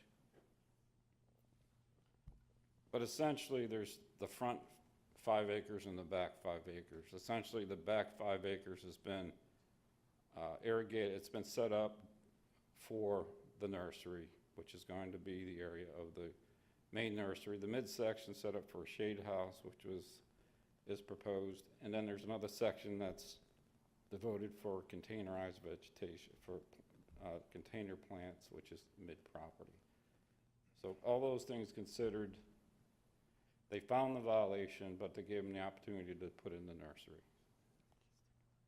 So that's how. And so if they, with this percent on the square footage and acreage, if they came in and built a 10-story building there and only took up 2 acres of the 10 acres, we would say, okay, that's fine. That's accessory to your tree farm because you're only using up 2 acres. Is that correct? Well, the standard that staff recommended as far as in applying the code was to be accessory, it has to be subordinate in an area as one of the main aspects. Okay, so again, are you saying that you believe the operation going on now, even if they put some trees in, is going to be subordinate to the tree farm? From an aerial extent, and that's what we go by. As far as, there was mentioned here from a financial standpoint, do they get most of it from the landscape versus not? We don't take that direction at this stage. Okay, so again, so they could build a 10-story building. No, they couldn't build a 10-story building. Why not? They can build a 2-story. There's height limits. There's other aspects. Well, not if the right to farm kicks in and they don't have to get a building permit. They might not get a building permit, but they still got to meet the other requirements, such as the height limit. The height So limit. they could go 3 stories, right? And, okay. All right. So they come back in 90 days and say, okay, look, here's 20 trees we planted. The code board's going to say, okay, you're good now? I can't speak for the code board on that. I do know that the ag exemption is based on on-site bona fide agricultural operation. So if they just have a few trees out there and they're not having a business that's tied to the principal on-site agricultural use, that's where you can make the argument that the state exemption for the building permit doesn't apply. And that's the position staff took. When we brought it to the code board, it said, we don't see your on-site ag use, therefore you need to get a permit and come into compliance or cease to use. That's how it went into the board meeting. The board found the violation. The issues, discussions we're having is what's the remedy. The position I was taking was the remedy is establish that principal nursery use, principal use, or cease the operation. They gave them a period of time to do that. And then the only criteria for the subordinate use is just square footage, not the actual what they're doing. It's the square footage, it's not based on financial ratio. Well, I don't know about financial, but I think that's something we really need to tighten up and document more clearly. And what I would say is go back more to the Willis Farms, okay, you know, you can maybe have one truck per 5 acres of production or some limit like that. So it's truly subordinate to the farming thing, but not 16 big heavy trucks and trailers to 2 acres of trees. I mean, that really is an abuse of our ordinance, in my mind. Commissioner Adams has a question or comment. Sure. So, you know, when I was growing up, my mom had a plant nursery in an ag designated area. We also had our home, you know, a couple properties down, which is also ag designated. We had in-ground trees and potted plants, a greenhouse, a potting shed, and a barn. We had a landscape and lawn maintenance crew, of which I had the lovely job of working there in the summer, being part of that crew. It was super awesome. But we had one, and it was completely an ancillary part of the nursery business. Primarily our business was wholesale and retail nursery, but we would go out and do landscaping for certain clients and that type of thing. We had one crew, we had a truck, we had some equipment, trailers and that kind of thing, but it was clearly not a landscape business. That being said, I'm cognizant, because of that, of the importance of the Right to Farm Act and the requirements under that, and I understand the limitations that the county has because of that. But I think that in this instance, maybe one of the things that we can talk about in the future is, instead of the accessory building coming first, perhaps the main business needs to come in first, and then they're allowed to put up that accessory building. I don't know if that's an option, but it seems in this case the building went up with the idea that they were going to put in the nursery part of it, and the nursery part never happened. And then for whatever reason, you know, we didn't really know that, the county, until neighbors came. I think for me the bigger concern is the real estate agents and their misrepresentation of what can be allowed on these properties. We had the same situation in Fellsmere many years ago, where the property west of town between Fellsmere and Fellsmere Farms was sold as 5 and 10 acre ranchettes to people from out of the area, who then came up and realized they could not build a house because it was wetlands. That was not really explained to them, and it created a lot of issues that we had to deal with, and I'm sure the county had to deal with as well, related to those perceptions. So that's my bigger concern, because I feel like it's going to create problems in the future. So I would totally agree and support looking at ways to prevent this, but I do think we need to understand that there are legitimate agricultural businesses, and I wouldn't want to regulate it to such a point that it doesn't allow those businesses to thrive in the ag zoning, because that's what helps protect our ag zoning, is the ability to have businesses out there. However, in this situation, it's obviously grown to the point where it's just beyond what the scope of the intention was. And I think I agree that it's a little bit of gaming the system and misrepresentation of what they intended to do. Yeah, Commissioner Adams, I'm right with you. I'm very sympathetic to using agricultural lands for a lot of things. Again, when I first read it, I was thinking of 1 or 2 trucks, And I thought that somebody who had a couple trucks and left the morning with one of them or two of them, I thought that was perfect, because you can take the brush, you can do something with it on the land, it's out of the way, you're not leaving your truck on a quarter acre or a half acre lot, which could, I thought, initially, naive me, that, well, here's a guy who's doing just the right thing, and if, no offense to the gentleman here, if they don't like the guy's truck, too bad. And I'd say the same thing with a piece of equipment. But again, we've seen this regularly where we try to set up reasonable things to capture things for the 99.9% of the people in Indian River County who are going to do the right thing. But then you end up with, the Right to Farm Act allowing biosolids being dumped, out west of town, or basically what is clearly a commercial business being established in an ag area. So I think there's a consensus here to ask the county administrator to direct staff to take a look at this type of activity. I think that, again, as Commissioner O'Brien pointed out, the subordinate portion, I think, is, I like the thing, it ought to be accessory, ought to be subordinate to, but in purpose somehow, and not in size of the piece of property. My guess is communities down south have already addressed this many times, so I think there's going to be help available to find out how they have addressed it, and to try to come up with something measured and reasonable, but which helps address the people who are gaming the system. Mr. Chairman? Yes. I think if you look into this a little deeper, if you drive the 66th Avenue corridor between 7 and 8, which I do daily for school drop-off and things, this business probably is smaller than some of the other ones that are out there at a much grander scale, because when I see at the light how many of the same truck lettering are backed up at the light coming out of a road west of 66th Avenue, this is not, I mean, if you ask me their name right now, I can't tell you, but I can tell you exactly what stoplight I see them at every morning, because I don't get the left arrow and they do, and I have to wait for all their trucks to go by. So there's quite a number of these, and there's people that do it right, and then there's some people that, people would probably be surprised to find out that we would be preempted if somebody wanted to put in a group home or a sober home and house 20 people next to your house that are on a release program from jail, and they could plop it right next to somebody's property, and we have no jurisdiction or control over it. I mean, there's a lot of things that we don't agree with, but we've got to follow the law, and if we could put some protections in to make it more to get to the intended goal of when this was created, I think would be a good idea. Thank you. Mr. Chairman, yes, and fully support your direction. I believe you do have a full consensus. But I just want to remind, and I believe Stan is here, there are at least 4 such businesses in that local area.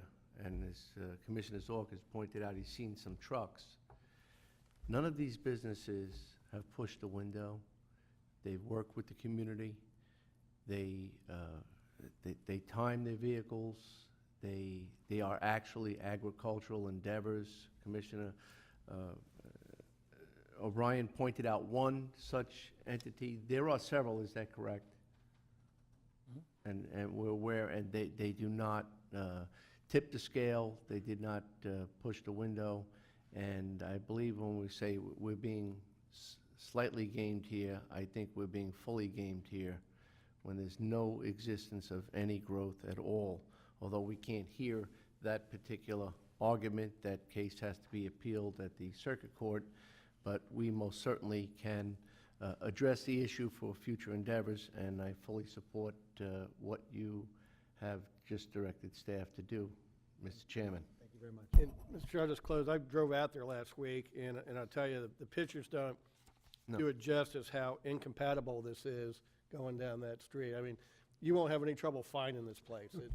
It towers above everything out there. So I appreciate them showing the pictures, but until you drive down that road and see it, it'll open your eyes even more. It does appear to be a vehicle dealership at worst. Thank you. Thank you very much, Stan. It looks like the gentleman's standing up. I'll give you one last word if you'd like. I appreciate that. I really had a couple questions. One was because as I read, and if you could pull up because I had actually went through the code paperwork to see, because I didn't want to waste your time or waste mine. And the one thing it said, when they were talking about an accessory use, it wasn't, to me, the whole idea was it was accessory to the actual business at hand. And again, you do have nursery and greenhouses, but they were discussing a tree farm. And to me, it seemed to be that to have an accessory use, and I believe Chairman Solari had brought this up, that I'm planning, I have trees, and then, that's what I do. I wholesale trees, and then I come out, somebody says, hey, could you plant me 3 trees? I don't need 50. So you would eventually say, I'm going to plant a few trees for people. This business clearly is not ag. It's not ag-related whatsoever. This is not a gentleman that does, bush hogs. And I think we got that. but I guess at this point now, and I think Mr. Reingold's main concern is that we don't step on the code enforcement, that they've made a ruling, so we don't want to step over them. We don't want to get involved in that right now because it's an ongoing case. Okay. I think right now we're more concerned with making sure that this doesn't happen in the future, and it may be, that's all I'll say. And I appreciate that if we could look that we could change because they have the same issue over on 41st where they actually came from. And, I'm hoping that they can cease their lawn maintenance operations off 41st. They want to do a tree farm, they want to wholesale plants, that's great. Like I say, I don't have no problem with that. It's running a commercial business, and I really think they need to look to cease their operations and take it to a commercial designated areas. And I do thank you, gentlemen. Ladies. Jason. So I think what I'm hearing is the board is directing staff to look at changes that we could potentially make to code to address these types of uses. I do want to say we do need to proceed carefully here because we have the Right to Farm Act as a limitation on us, and also something that needs to be respected. And I find myself a couple times a week in the same traffic pattern that Commissioner Zork's talking about, and I know exactly what he's talking about. This ain't the only one that we're going to bump up across, so we need to be very considerate and deliberate in whatever changes we consider that we are. There's a balance, like most of these issues, you're balancing people's private property rights, and we just need to be mindful of that we're considering both sides of that equation. So I just And I think the board's been clear on that. But again, there's some things that are just so clearly gaming that we can't. I mean, we had the same argument with biosolids west of town, was that it's right to farm, but it's not. And a reasonable person understands it's not. And we're standing up to that. I think for our type of community, when you have abuse like this in more built-up areas of the community, and I'll say anything on this side of 95 would certainly be included in that we just can't allow the Right to Farm Act to be gamed for non-agricultural activities. I mean, as a former farmer, it burns the heck out of me that people are abusing something like that, because at the end of the day, it's going to boomerang back on all farmers. And that's going to be to the detriment to not just the farming community, but I think to all of Florida. And so we're not doing anybody any favors by bending over the wrong way to the Right to Farm Act. And again, as I said, it more than irritates me as a former farmer to see this type of abuse. And if we have to make it a future legislative priority, fine. But understood. I just wanted to make sure that, no, we like many things, we it's not as their simple as it may seem at the outset. Nobody said anything about being simple. I think what we said is that we understand that there's a problem, and we have to see and try to address this in the best possible way we can, given the limitations. We all understand that.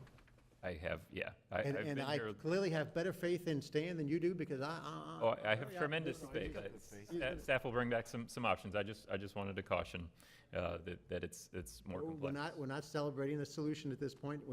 We just hope to make it somewhat better going forward. We'll see you on this issue later.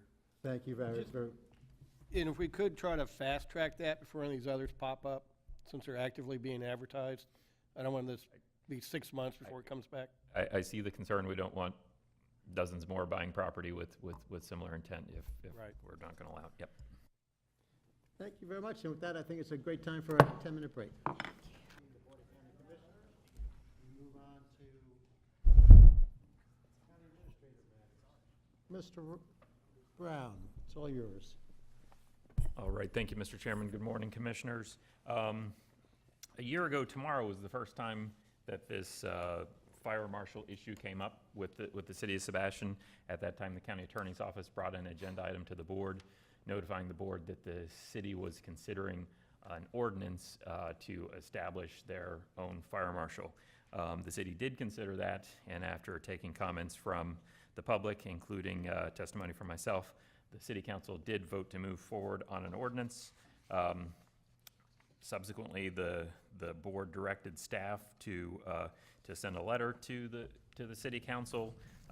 We received the response to that letter that basically the city had determined to move forward with their own fire marshal. And then on June 12th, I presented an agenda item back to the board regarding the status of the situation, and at that time, the board directed staff to begin to utilize the dispute resolution process for conflict resolution between local governments. Subsequently, staff did work with the city to see if there was a compromise that we could work out, potentially a trial period. That effort did fail eventually, and on February 5th, the county attorney's office presented an item to the board, and we did initiate the dispute resolution process. So pursuant to that, on February 26th, the conflict assessment meeting was held. In attendance was myself, the county attorney, the fire chief, the city manager, Paul Carlisle, who is here today, also the city attorney, and the city's building official, the Fellsmere city manager, was in attendance as well at that meeting. So at that meeting, the county laid out our position, which I think is well known by the board, but I will repeat some of the high points of that here. Basically, that the city did establish their own fire marshal's office, but I will point out that section 633.118 of Florida statutes does limit the type of entities that are authorized to enforce chapter 633, which are the rules promulgated by the state fire marshal. Those three include the chiefs of county, municipal, and special district fire service providers. Number 2, other fire service provider personnel designated by the respective chiefs, and 3, personnel designated by local governments having no organized fire service providers. So the city is part of the emergency services district, so the county would be the local authority that could establish a fire marshal, and since the emergency services district does operate an organized fire service provider within the city does not have the authority to exercise those powers. That is and continues to be our position. Based on the actions of the city, our understanding is that the city desires to continue with the benefits of fire protection, rescue services, basic and advanced life support, but wants to have independence from the district with respect to the fire marshal's office, administration and enforcement powers. So in summary, the county does not support fracturing the emergency services district. I think it's important to note the history here. Sometimes we forget that history over time when we have turnover. I mean, I've been with the county for nearly 21 years now, but this event, the establishment of the district, predates my time by several years. So I just do want to point out that in 1991, the voters of Sebastian, as well as the city of Vero, Fellsmere, the town of Orchard, and the unincorporated area of the county approved a referendum to provide a consolidated fire rescue system throughout the 4 municipalities as well as the unincorporated area. I believe that this arrangement has been beneficial to all of those areas. We're all able to get better fire rescue services than we would individually at a lower cost and have a more effective provision of services. The county supports a holistic view of fire rescue with both prevention and response critical aspects of the services provided. Fire protection is not what it may have been 30, 40 years ago, which was fire suppression. You get a fire, you put it out. It's far more than that. And fire prevention is a key component of the overall fire protection delivery system to a community. And this starts with ensuring compliance with the fire code. So this is a life safety issue that impacts county and city residents and taxpayers, and it also has a particular impact on our own fire rescue employees and their safety. The city has stated that they have concerns about the county overriding the city's home rule authority. I would maintain that this is a mischaracterization of the county's position. The county's position has been that the city can remain a part of the emergency services district, which includes the fire marshal, or establish its own fire rescue system. So we are obviously very sensitive to home rule authority and the state and federal governments overriding that. That is not the county's intent to tell the city how to provide services. This continues on. We have no intent telling them how to provide law enforcement, parks, roadways, things like that as well. So it has been framed as a level of service and a customer service issue. While customer service is an important component of the fire marshal's office, it is most importantly a life safety matter. So staff fully recognizes and shares the board's concerns as stated above.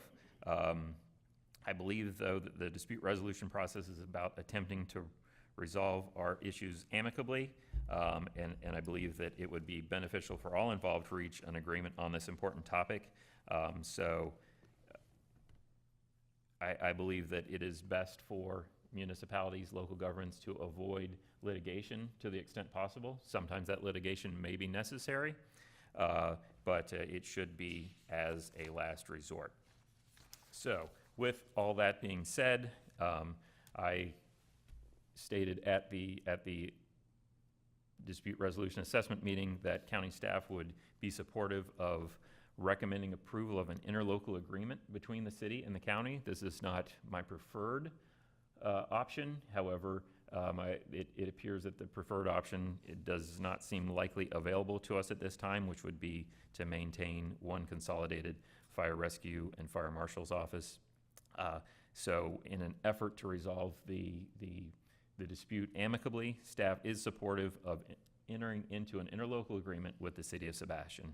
I will point out that as you know, the city of Fellsmere a few years ago established their own fire marshal's office. At that time, there was direction from the board to enter into an interlocal agreement with the city of Fellsmere. That agreement was never fully consummated. However, my understanding was there were maybe one or two items, significant items of dispute. So staff at this time does propose an agreement similar to what was contemplated between the county and Fellsmere. A copy of that draft item, which was never executed, is attached. I'll go over some of the high points of that. So that draft agreement contains certain parameters, such as requiring certifications and experience for fire safety plan reviewers and inspectors, requiring a second person to review the initial staff's work per the intent of the fire code. The fire code is that you don't have one person reviewing everything. You have to have someone looking over that person's shoulder. And then the agreement would provide insurance and indemnification from the city for actions of the city fire marshal. There were a couple of changes to that draft that I would recommend and that we discussed at the meeting. The Fellsmere agreement contemplated that Fellsmere would do the initial building permit activity, but then annual inspections would be the responsibility of the county. I would recommend that the city of Sebastian, in this case, maintain responsibility for those annual inspections and for special event inspections as well.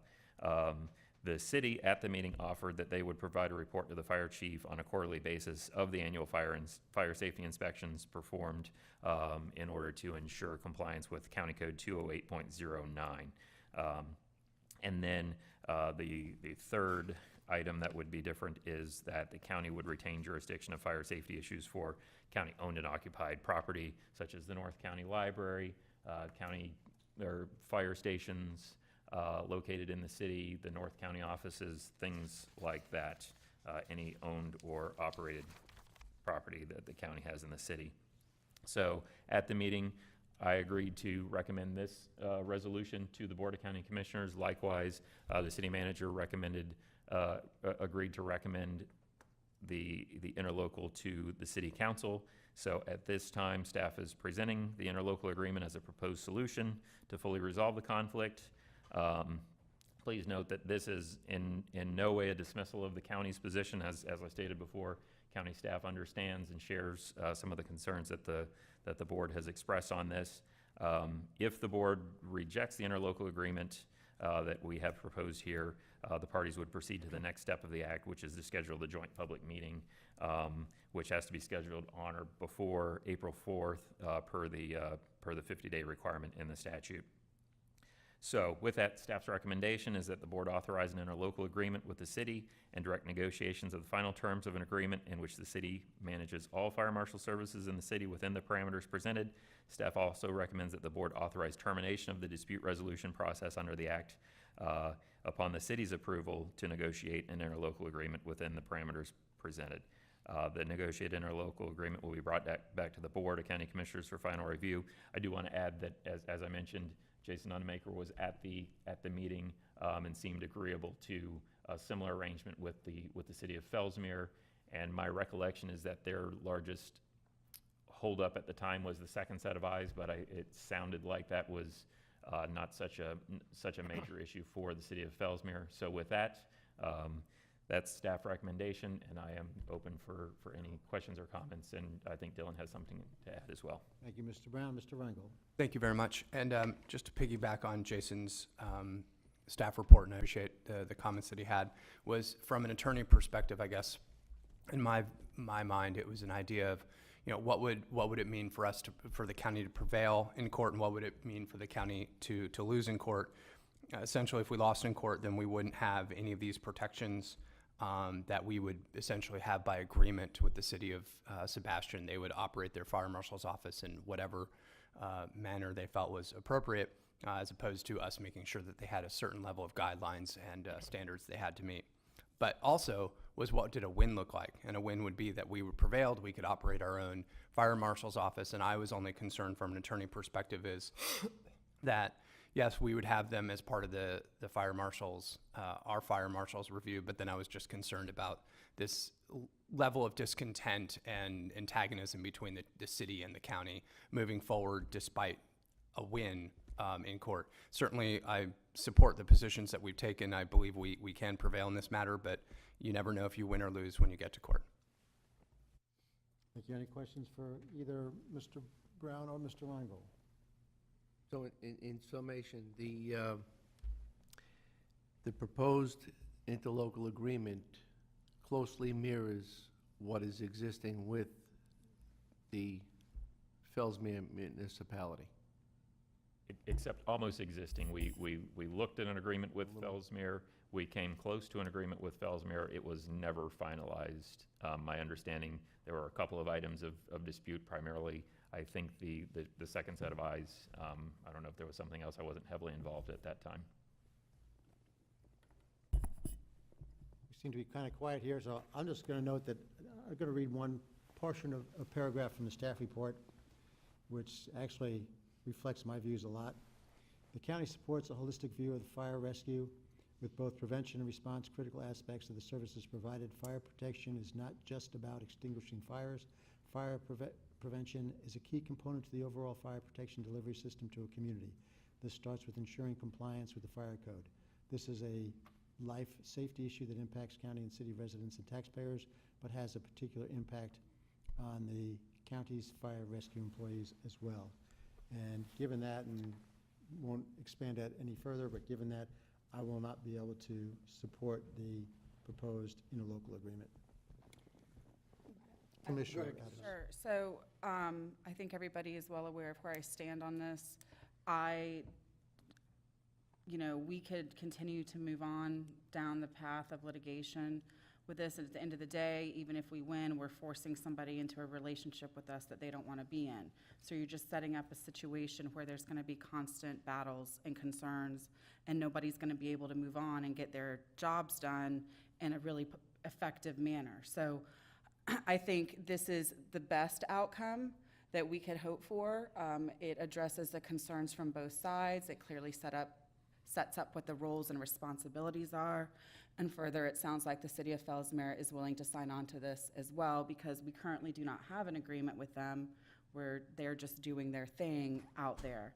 This brings everything under one agreement, one idea, and we have a clear path forward, and we can put this issue to bed and move on. So I respect Commissioner Solari's position, but I would like to make a motion to move staff's recommendation. Second. We have a motion from Commissioner Adams, second by Commissioner Fleischer. Commissioner O'Brien. Discussion. Thank you, Mr. Chairman. First, let me state that I too would like to avoid litigation with our municipalities, and it's not good when local governments have to get into court to sue each other. But if the goal has been to find a resolution amicably, I put all the blame on the city of Sebastian. First, I think they rushed this ordinance, and it was response to the issues that arose from the Best Western remodeling project.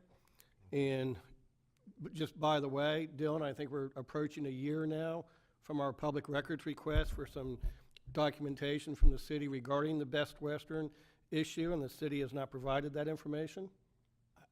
I will actually, and I have not, I was moving forward with this agenda item first, but they actually did provide some documents at that meeting. Was it last week when we had the meeting? They did finally produce documents at the meeting last week. 10 months later, they responded. That is correct. In May of 2018, Mayor Hill personally told me that they had a list of other issues they had with her fire marshal office. When I asked him to produce that, he produced over the next several weeks, a string of various excuses. And then when he finally got down to, well, I've got the list, but I can't open the PDF file, I gave up asking for it, because obviously I don't believe he had a list. And we did appear before the city council prior to them passing that ordinance and asking them to wait. And at that time, they were aware of the fact that we had a new fire chief, we had a new fire marshal, and I believe at the time they had hired a new city manager. And so there was a very golden opportunity, if we wanted to sit down and resolve this through negotiation, for the city council to take a step back, table that ordinance, and allow the new fire chief, the new fire marshal, and the new city manager to at least have a discussion on what could be done to alleviate some of the city's concerns.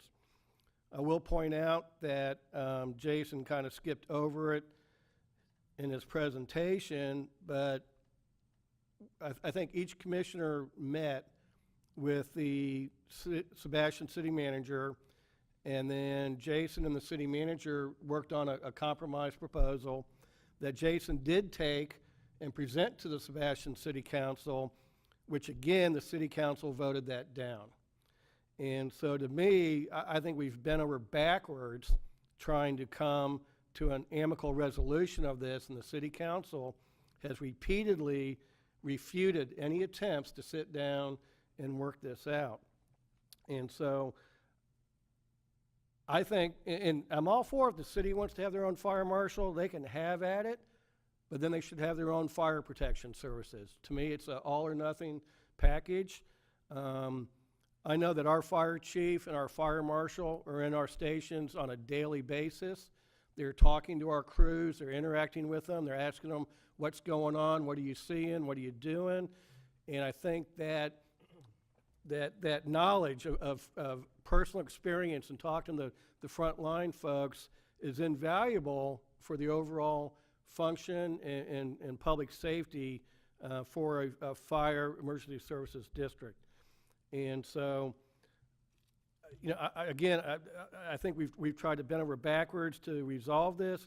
The city has rejected every attempt at that. And so I am similar with Chairman Solari. I will not be in support of the motion. Mr. Chairman, thank you. And I have a little bit different take on how we got here.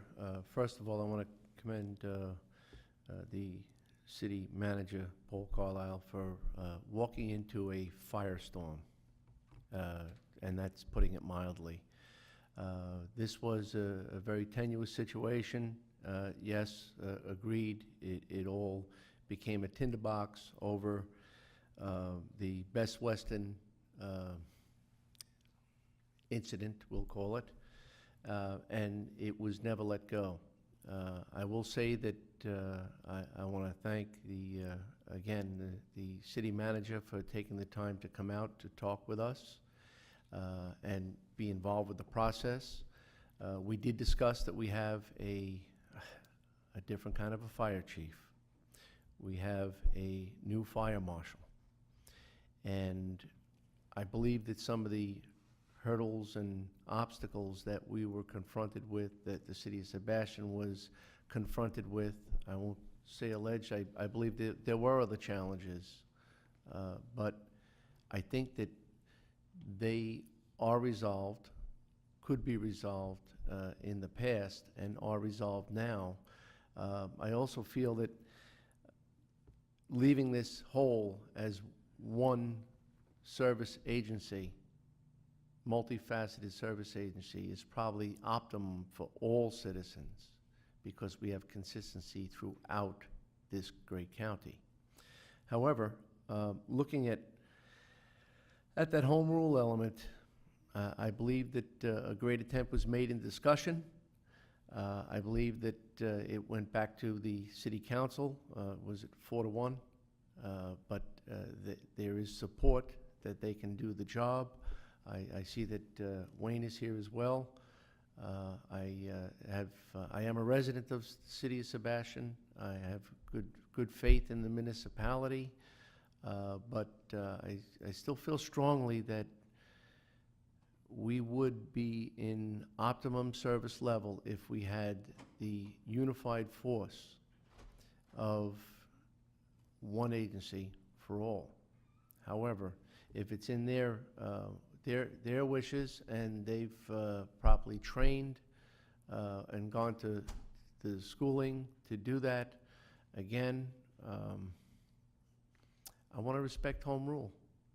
And I believe that the interlocal agreement, the new interlocal agreement, may be the best fit and the solution and resolution for all of the angst that had taken place, not just for the, again, not for just for the Best Western. I know that was the trigger, but there were so many others and challenges that we heard about, got involved with to the limited capacity that we could, ensuring that the exchange was, the discussion was there and apparent. But, and again, I will support the motion.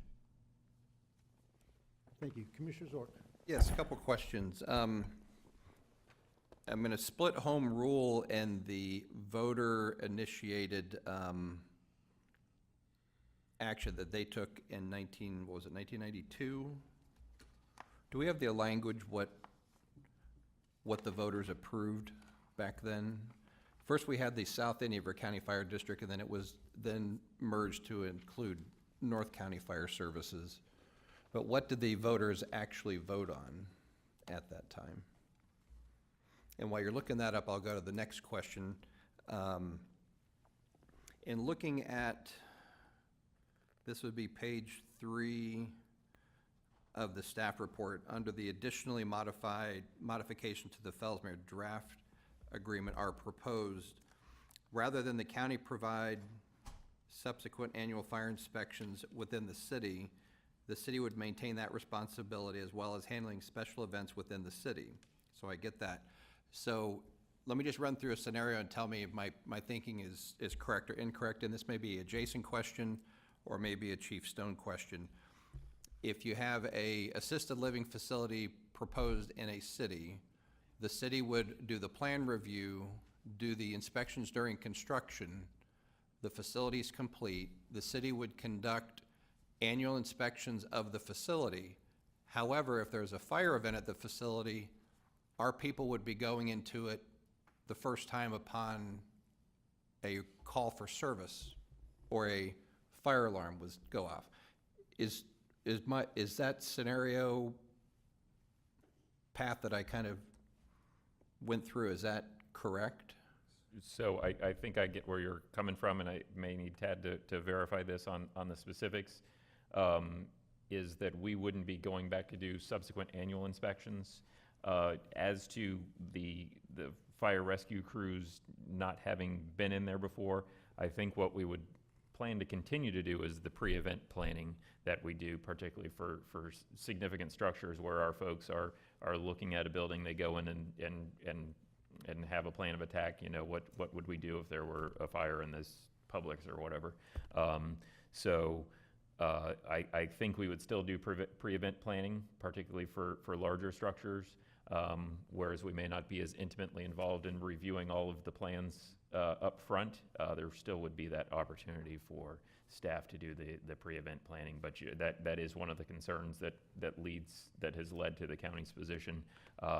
But I think we would address that with doing that pre-event planning, and we don't need to be the fire marshal to do that. Okay, under having owned commercial buildings where I've had my annual fire inspection, which would then be under the auspice of the city, is a building owner required to provide multiple annual visits from, I know I like knowing, here's my date, here's my inspection, this is what they're gonna check through, here's the paperwork I need. So the building owner goes through that, and then now we have a different group comes in and says, no, now we want to do our pre-event planning scenario. So I don't know why a building owner wouldn't want to cooperate with that, but I don't know how often they're going to want people, coming into their facility. And I see Tad coming down, so. Okay. I'm clearly not qualified to answer that question. And it's been a number of Let him years do since it. I've had it, since I don't own that building anymore. I don't know how the process works today. In the past year, we've really stressed with our crews to do those pre-incident or pre-fire plans. And what that does is ensure that the exits are where they need to be. Nothing's changed inside the building. We know where the water flow is going, would come into the building, standpipe, sprinkler connections, fire extinguishers, those types of things. But it's not an inspection, an annual inspection for fire. It's so that the crews have an idea of how to hook into the building protection systems, sprinkler systems or standpipes if they have those, where the water supply is, and how to get in and out of that building quickly. And then you find building owners, so this would be a separate event from an annual fire inspection, or would that be something that they would conduct traditionally during that annual inspection? No, sir, it's a separate issue altogether. Okay. All right, well, great, thank you for that, and I'll see if we've got a partial answer on what did the voters approve? Because we're all up here, we are all very supportive of home rule. I'm also looking at protecting what did the voters vote for.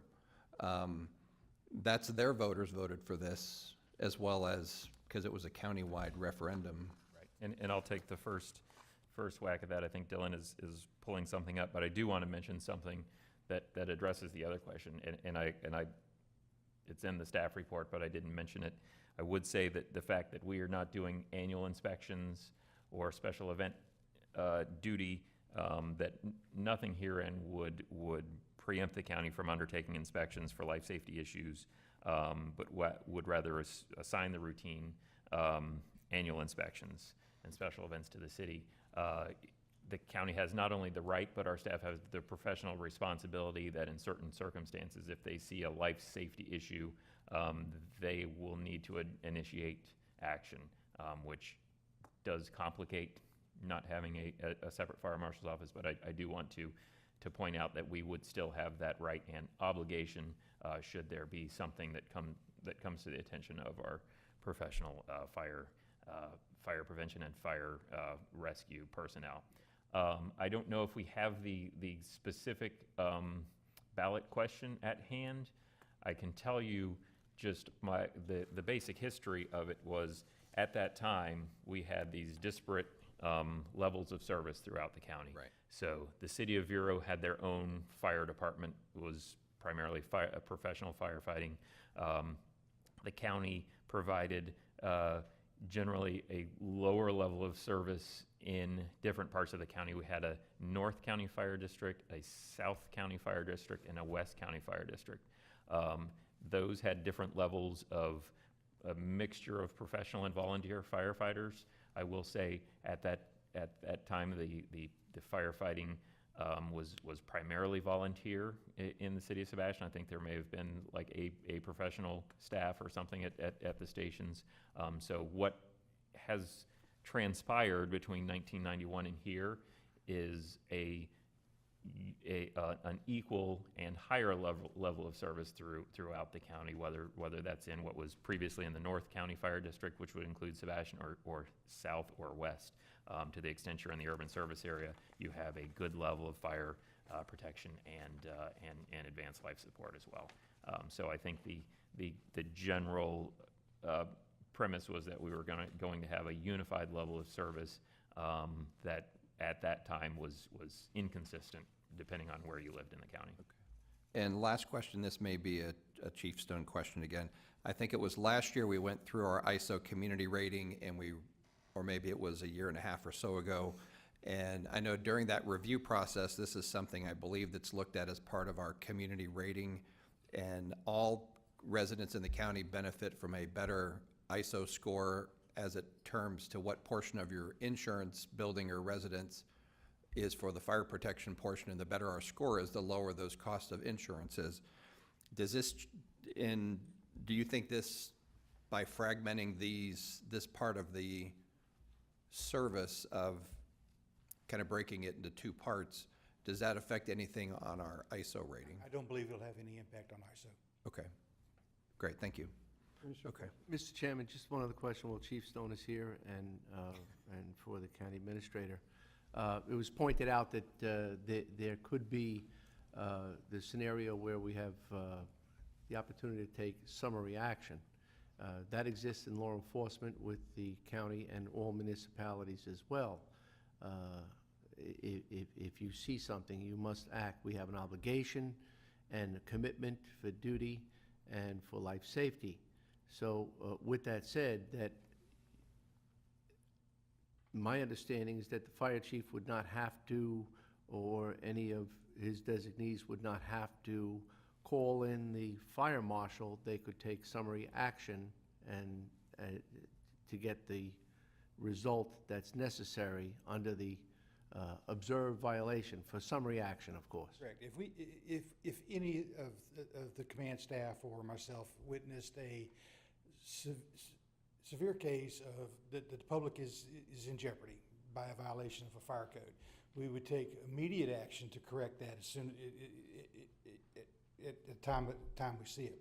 If it's something that we notice, say, and we pick something up through a pre-fire plan, but it's not an immediate life safety issue, we would forward that on to the city and say, we believe you have an issue here. We believe you have a violation of the fire code, and you need to take a look at that, and please let us know what the remedy for that is. But if we run into something, and let's use the clam bake as an example. I'm at the clam bake. We didn't do the inspection there. I noticed them cooking underneath a tent, which would be a violation of code. We would have to take immediate action to shut that operation down. We would notify the city that we took the action, but we would take immediate action for a life safety issue. Okay. Thank you, Chief. Thanks for the clarification. And one last question before you go, Mr. Chairman. How does it, who's the responsibility party? I know when we have fire incidents where there actually was a fire, sometimes our acting fire inspection staff, I know the actual investigation is done through the state fire marshal's office, I think. Sometimes. Yes, Sometimes. Yes, sir. So if there's an incident in a city jurisdiction, who would then? It's still a suppression issue. It's a cause and origin issue. That would be ours. So that would still be ours? Yes, sir. Okay, all right, thank you. Thank you, Chief. Commissioner Adams. Yes, just as a follow-up to my earlier comments, I'm particularly tired of dealing with this issue. I feel like we have had multiple conversations ad nauseum about the entirety of the situation. It was handled poorly originally when it was brought up by both sides. I think we all bear blame in how we are at this current point, and I can understand the feelings of the commissioners and staff, as well as the council members and the City of Sebastian staff. That being said, I don't see a path forward other than this. If we were to continue down the road of dispute resolution, having a joint meeting, and then ultimately ending up in court, what does that look like as far as the city having their own fire protection complete system? We have infrastructure in place in the city. We have fire stations, we have crews. What do we just abandon those? We can't really move them. Are we going to force the city to purchase those from them when they obviously are not favorably looking at going into something like that? That's the fire protection side. And then when you look at the fire marshal side, if they're forced to come back under the county's umbrella, we're setting up a situation where anything that happens that a community member doesn't agree with, because quite honestly, I watched the City of Sebastian's council meeting where this was discussed, not the first time and the second time. And there was a huge amount of community support for the city doing what the city has done. We are basically opening the floodgates of all those people to come in and complain about every little thing that happens, whether it's valid or not, and setting staff up for a situation where now they're going to be fielding those complaints, and it's a no-win, because we're trying to force somebody into a situation with us that they do not want to be in. So again, I really do understand the commission's concerns, and I understand the staff's concerns from a safety perspective. But I feel like this whole issue has moved beyond those concerns, and it's really just there's no winning in this other than trying to come up with a mutually agreeable agreement, which the two staffs have worked together. They've come up with something that they feel is protecting of the county and protects the majority of our safety concerns, as well as allowing Sebastian to move forward in a positive manner. It also takes into account the current situation with the City of Fellsmere and addresses that issue that's just hanging out there unresolved. So again, we need a resolution for this, and we need to move forward. Staff has other things they need to be working on. We have other projects in the pipeline that's going to require cooperation amongst the cities and the county, and I think it's time to put this to bed, move forward in a positive manner, get the agreement done, and let's focus on other things. Commissioner, I understand that's your view, and I appreciate it. I understand that we need a resolution. I appreciate that, but I believe this is the wrong resolution. And I won't go on for another 15 minutes. I think we're all very clear on that. But I'll ask Mr. Reingold if he has another word to say. Thank you very much. I just wanted to make sure I answered the previous question raised by Commissioner Zork as to the language that was presented to the voters. Shall the North, West, and South Indian River County Fire Districts and the County Emergency Medical Services Division be consolidated into a new Emergency Services District, being a dependent special taxing district of the Board of County Commissioners, composed of all of Indian River County except for the town of Indian River Shores, and with an authorized ad valorem taxing power of not to exceed 3 1/2 mils. And then there was a for the district against the district line. And with that, I believe I made sure we've answered all of Commissioner Zork's questions. Thank you very much, Mr. Reingold. At this point, Thank you very much. I'll ask if there's anybody from the public who wishes to speak on this issue.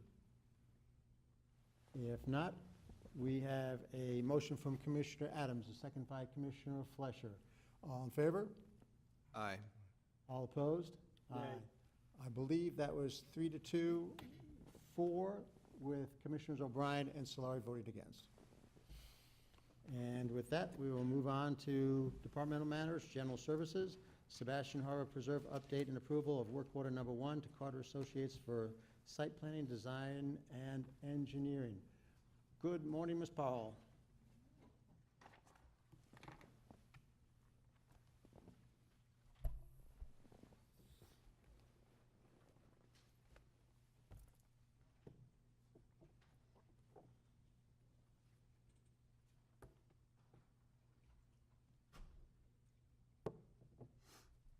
morning.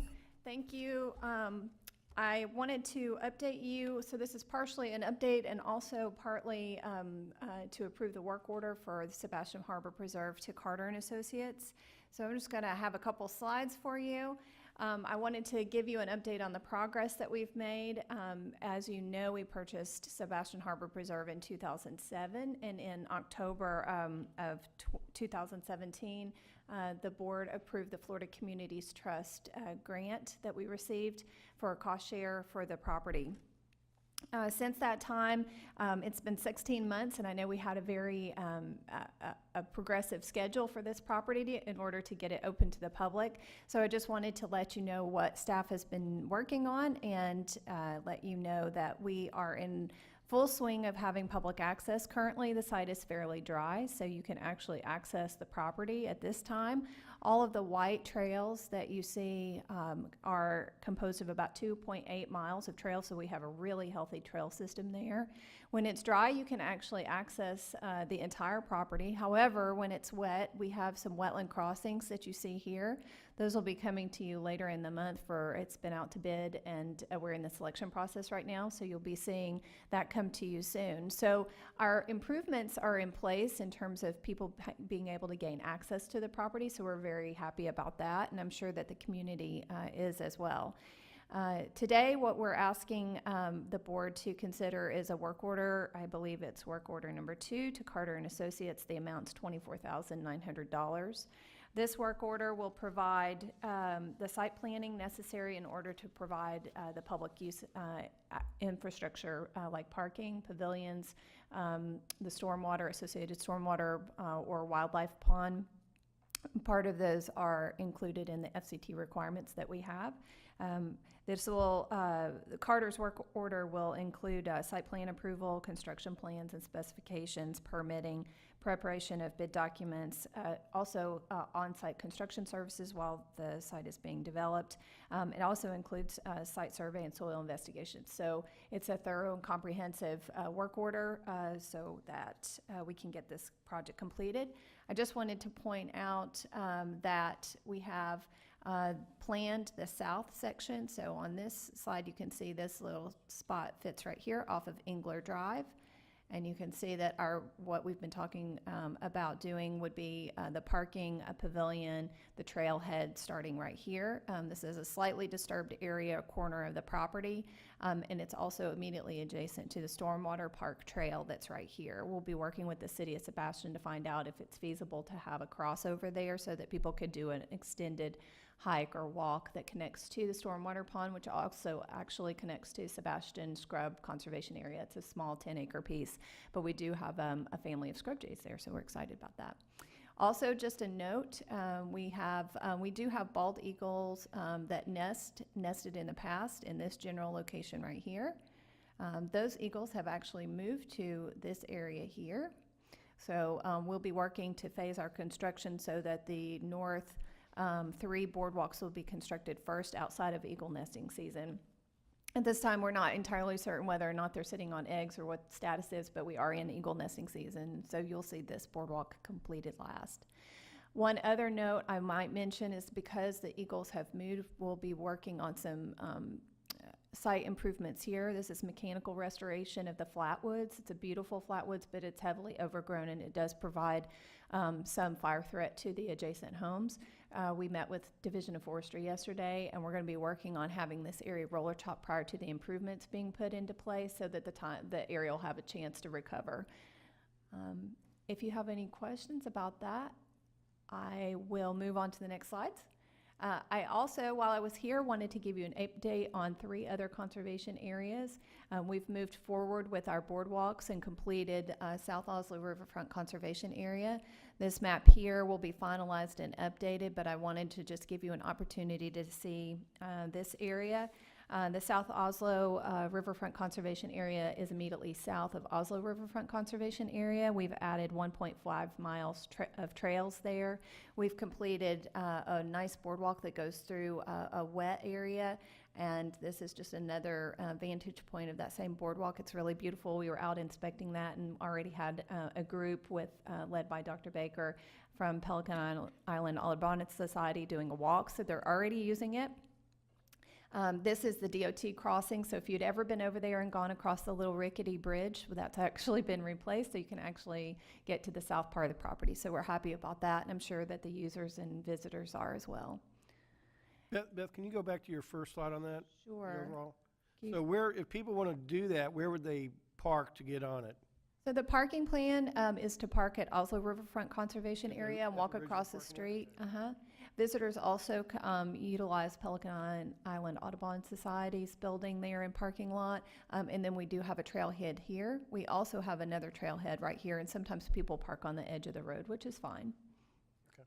Another question. Sure. If you're going north, I think almost to the South Relief Canal, in the past, and I haven't walked this trail in about a good 2 years, after about a mile and a half, they generally stopped mowing, and rather than going up all the way to the South Relief Canal. Do you know if they're mowing all the way through now? I don't know, and you're talking about the impoundment, the impoundment road. I'm not certain about that. I don't know. What's the general question theory about that? Because even in the past, it seemed to be mowed maybe 1 out of 3 or 4 times for the rest of it. Is that because the mosquito district mows it?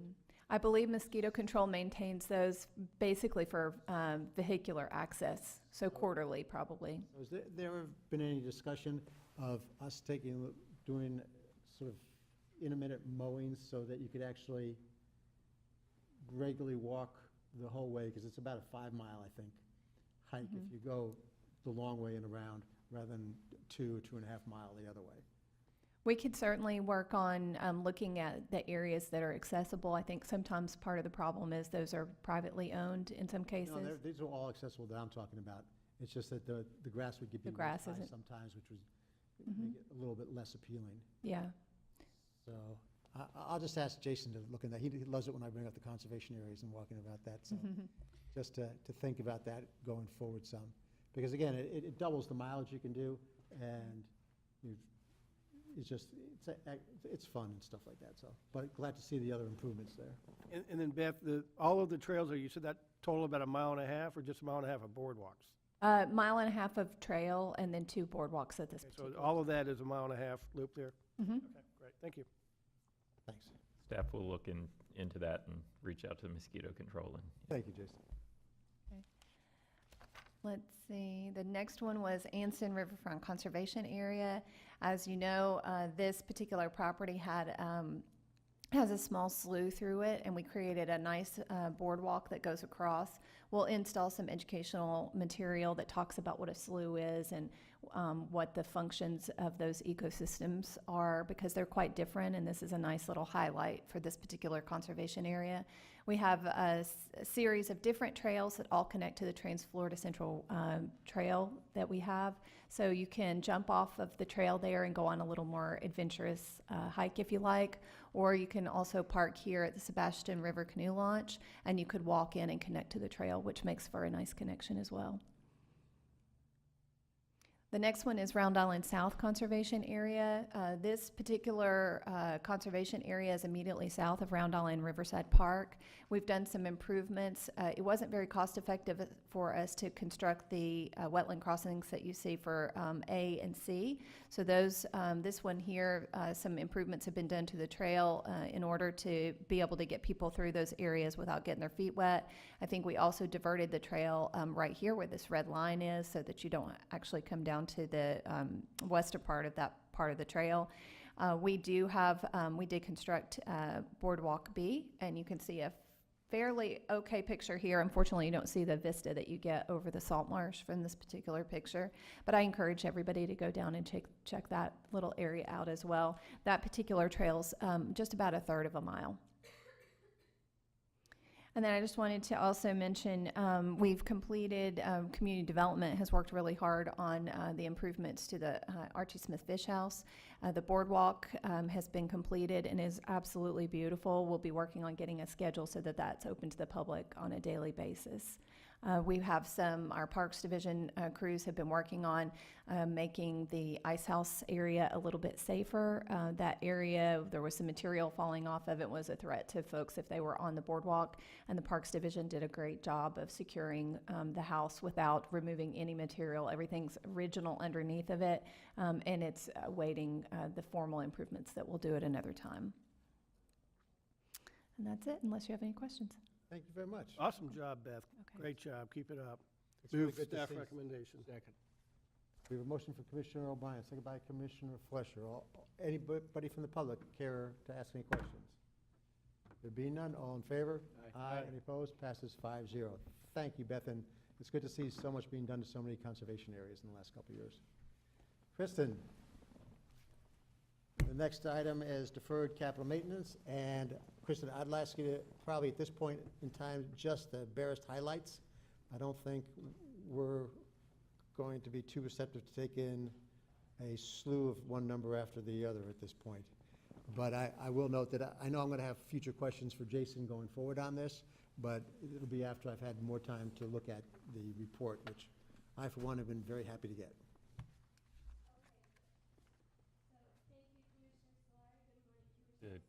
I don't think the mic is on. Oh, I see. Thank you. Good morning, Commissioners. Kristen Daniels, Budget Director. Today I have the deferred capital and maintenance list. These are the items that the county still has outstanding from the downturn. So just a little bit of history here. During the Great Recession, Indian River County saw ad valorem revenues fall $34 million over a 6-year period from 2006-2007 to 2012-2013. Full-time positions fell 27% during this time, and building department revenues decreased $3.1 million. So during the downturn, despite the downturn, Indian River County experienced population growth of 6.7%, and the county commission strove to maintain service levels and avoid millage rate increases when possible. Now, working our way out of the downturn, Indian River County has experienced tax roll growth each year since 2013-14. We have eliminated the use of fund balance to balance some of the ad valorem taxing funds. We have expanded our workforce, although we are still down 127 positions from the height in 2006-2007, and we have added numerous facilities, including fire stations, the IG facility, and the shooting range, ski, and trap facility.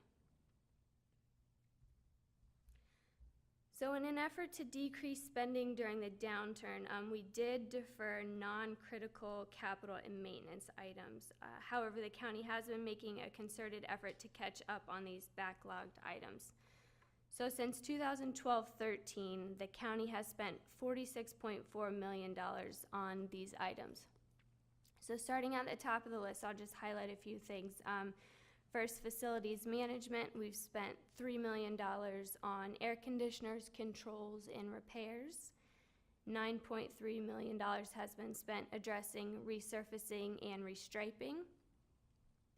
Utilities has spent almost $20 million, and the Emergency Services District implemented a 5-year rolling stock catch-up plan, and that was $5.9 million.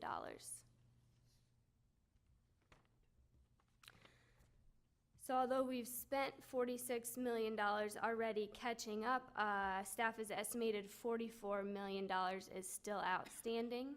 $5.3 million of this number is included in the current year budgets or the CIE. So starting at the top again, I'll just highlight a few things. Facilities management has $6.2 million in deferred items. 1.7 of this is needed out at our fleet facility. We need a new fuel island and canopy out there. We have $2 million in courthouse renovations that are needed, and that's also included in the facilities management number. Moving on to roadways.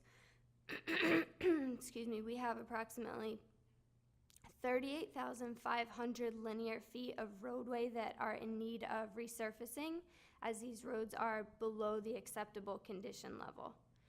An additional 16,500 linear feet of roadway are in need of full depth reclamation and repaving. And also not included in this analysis are culverts. However, staff has implemented a plan to evaluate each culvert and determine which culverts are in need of replacement.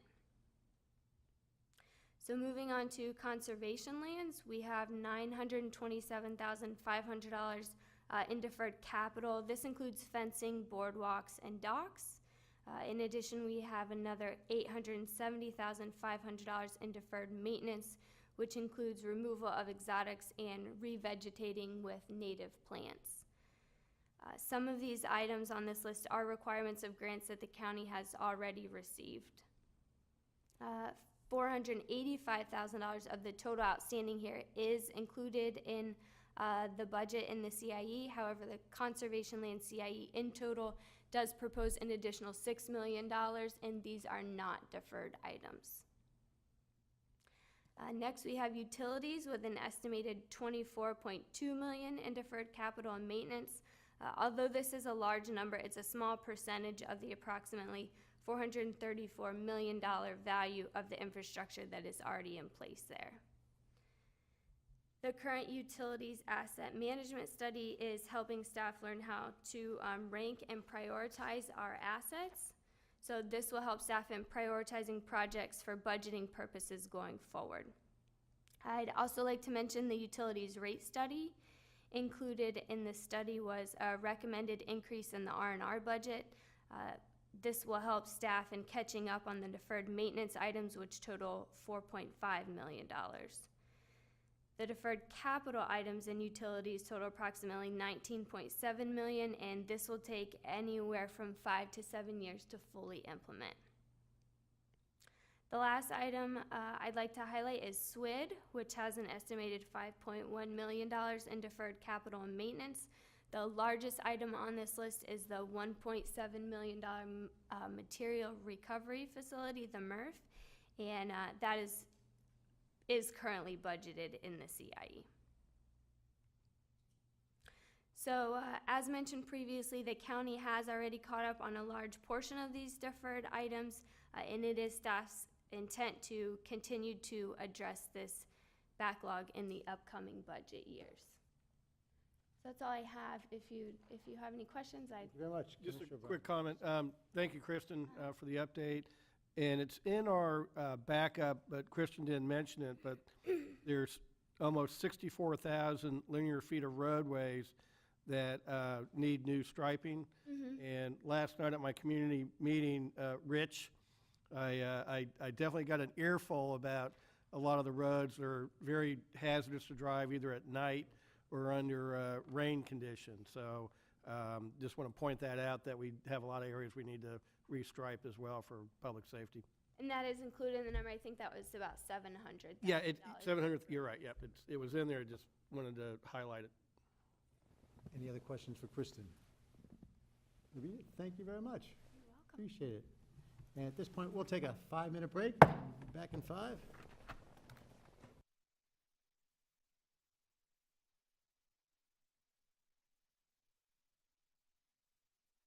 March 5th meeting of the Board of County Commissioners. We're moving on to Public Works, a developer's agreement with Grace Baptist Church for the drainage of 43rd Avenue.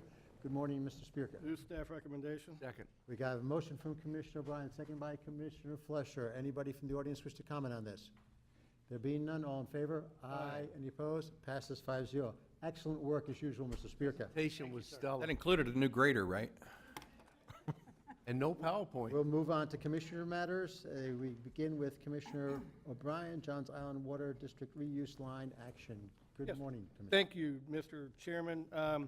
As the board will recall, back in December, we voted to approve a work order for $102,800 to Schulke, Biddle, and Stoddard to look at the A1A corridor and to locate the existing utilities already in the A1A corridor as part of a feasibility analysis to look at running a pressurized reuse transmission main along A1A. And we all knew, I believe, that on March 12th, the granting a temporary construction easement to Johns Island Water Management was going to be on the agenda. And I felt very strongly that we should not be voting on that until we had the results of that A1A corridor study, so that when we made our decision, we had all the facts available to us, and that if we move forward on a vote prior to receiving that, it just seemed like we were possibly wasting $102,000 of taxpayer money. So that's the reason I put this on the agenda for today, because I wanted to have time that if we do decide to pull that item, that then the community will know ahead of time and not have to come here and be turned away at that time. Subsequent, or concurrently with that, I think some of us have met with some of the Johns Island Water Management folks, and I expressed my concerns to them about not wanting to move forward to vote until that A1A study was completed. And on Friday, I think you all, Dylan forwarded to all the commissioners the email from Michael Corpor, the manager there for Johns Island, that they were requesting that we take the item off the March 12th agenda. Then they had a subsequent email requesting to be heard on April 16th. And talking to staff yesterday, I think staff just wanted clarification from the board that it was our intent or desire to go ahead and pull it from the March 12th agenda. So that's why I kept this item on the agenda, just to make sure the board, we could have consensus and make sure staff was clear on what direction we want to go. I will state that it's still my very strong opinion that we do not vote till we have the study in hand. I know that they've requested April 16th.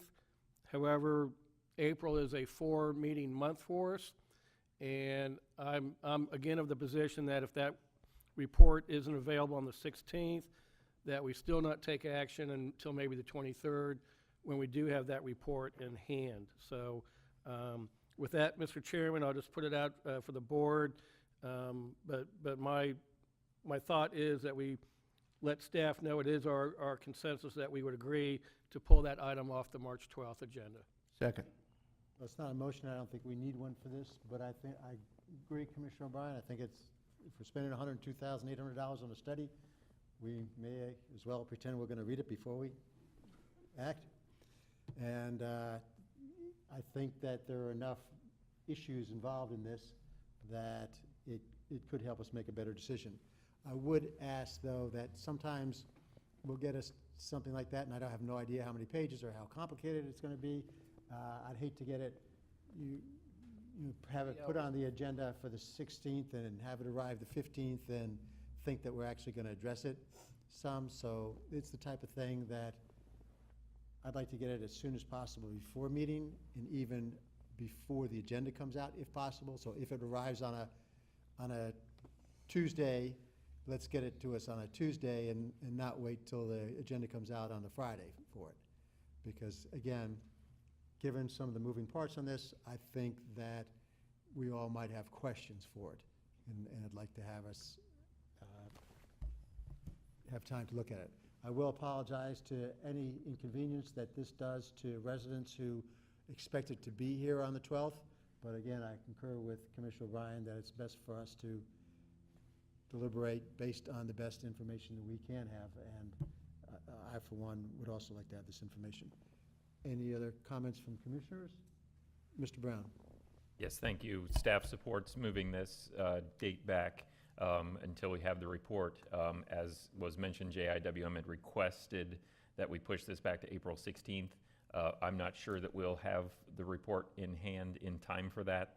Right now, we are shooting for April 23rd, but as the board had said, I don't want us to to schedule a meeting and we don't have the report and it's not in hand, we need to make sure we've got the report with the advance notice for the board. So I will say that we are shooting for the April 23rd meeting, but so I wanted to be clear that I don't think April 16th is likely to happen. We're shooting for the 23rd, but that's subject to change. As we get more information, we will make sure that we are as open and transparent and communicate with everybody when we expect that meeting. Like I said, we're shooting for the 23rd, but that is subject to change pending the availability of a product that is ready for the board's review. Thank you. I'll just ask if there's anybody from the audience who wants to comment on this. Yep. Mr. Chair, I do have a little follow-up related to this, if you would indulge me, please. Aye. Good morning. My name is Ruth Stanbridge, and I'm here representing the Indian River County Historical Society. As you all know, the Old Winter Beach Road is one of our scenic and historic roads. The bridgeheads on either side of the road has historical significance. In fact, the whole alignment is almost 100 years old. As you probably know, we and other Ms. Stanbridge, groups... this is just about the delay of when this comes before us. This isn't on the substance of the issue itself, so do you have anything on the meeting date itself? What I wanted to do is ask that this commission commit themselves to a public hearing before you make any decisions on any of the permits that are before you, and so the public can see what this whole project is about. It will come before us at a regular meeting, yes. And it'll be a public hearing and in the evening so the public can come, or will just be a No, morning it meeting? won't be a public hearing in the evening. It'll be as part of our regularly... Okay, and so it'll be a advertised public hearing? No, it will not be an advertised public hearing. It'll be on the agenda like any other item, like it would have been on March 12th in the same fashion. If we'd gone ahead with having it on March 12th, it'd be the same type of meeting. Okay, it'll be under a matter? I believe that would probably be under a section of the staff. Under the attorney's matters? Well, it depends. It would either come under utilities or the county attorney's office, depending on the manner in which we decide to roll it out. Okay. And I will note that we have an email list of people who have been following this, and I believe that Mr. Reingold, when the meeting was changed, had sent an email out to those people noting that the meeting would probably be changed.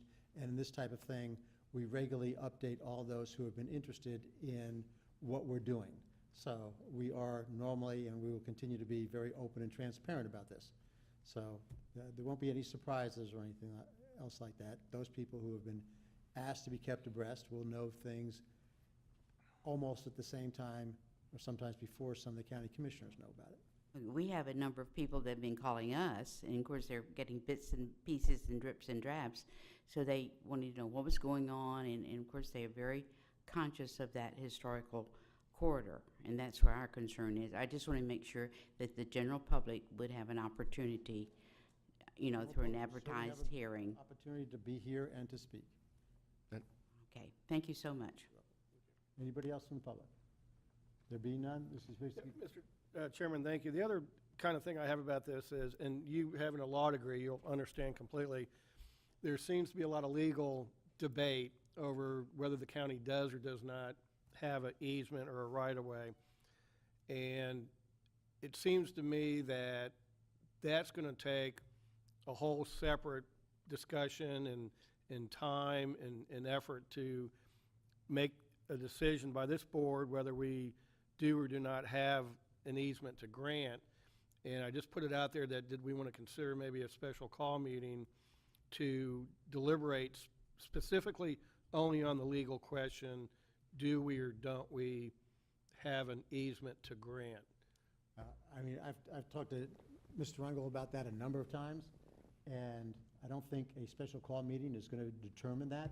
I think at the end of the day, it would probably have to be a court that actually determines that. And I think it'd be, we can ask Mr. Rangel if he thinks that having a discussion at a board, I don't think it'd be more than a 10 or 15-minute discussion at a board meeting. It's gonna be a lot longer. No, I mean, the basic, well, okay, the basic points of it. I mean, we understand people are going to disagree, but the basic outline of it is not, well, I just, the first part of it of, I think, Commissioner O'Brien, what I understand from your concept is, let's have a discussion first about whether we own it, whether we don't own it, what is our right, what is our ability to grant an easement. And if, based upon the information that I present, does the board wish to do so, based upon the murkiness of the legal issue, I think what I'm understanding is that sort of gets us away from the debate over whether the pipe is good or bad, or whether it's an environmental issue, and simply whether we want to move forward based upon the information that's presented on the ownership. I defer to the board as to how the board wishes to so what deal I'm with that happy to do issue. is have a conversation with Mr. Reingold. I mean, Certainly, there's. I brought up here now because this is the only time we can talk about it. And what I'd do is, if he thought it would be a conversation of less than a half hour, I think we just make it part of a board meeting. If he thinks it's going to be something more than that, I'd be happy to have a special call meeting on it if that's basically his recommendation. But I mean, I think this type of thing you can discuss for hours, but I think the main points myself are things that can be addressed relatively quickly. But I'll have that conversation with Mr. Reingold later in the week. As a matter of fact, I mean, we could probably have it on the way to Orlando for the FDFC hearing tomorrow. Give us something besides Old Board footage to talk about. So with that, And that's good. I just wanted to broach the idea. And I think, are you satisfied with that covering your matters, Commissioner? yes, Mr. Chairman, thank you. And with that, we'll move to Commissioner Zork, request to use Commission chambers to host community awareness forum on human trafficking. Commissioner Zork. Thank you, Mr. Chairman. The backup information kind of speaks for itself for time and place, parties that will be participating in it. The other thing that it's not clearly shown in here that I wanted to include, as we have with the other, I've held a number of forums over the last 6 years, is being able to capture the presentation so others that cannot attend have the ability to watch it at their leisure or download it. Part of this is to, and this is not a new issue that I've been working on, this has been going on for about a year and a half, doing work with Place of Hope, one of the leading human trafficking organizations in the state, is try to misspell some of the lack of understanding. Most people don't realize 30% of the people in Florida that are trafficked are minors. 16% of them are men, and 51% of them are U.S. citizens, not from outside the area. So we're trying to just share the word, bringing in some of the best people that can present information on this topic so that we can help make our community overall a better, safer place for those who choose to call the Treasure Coast home. And that concludes my request, Mr. Chairman. You need a formal motion to move Commissioner Zork's request. We've got a motion from Commissioner O'Brien. I'll second. Second by Commissioner Adams. Any other discussion? Anybody from the public wish to comment on this? All in favor? Aye. Any opposed? Passes 5-0. Thank you, everyone. Thank you, and with that, we are adjourned.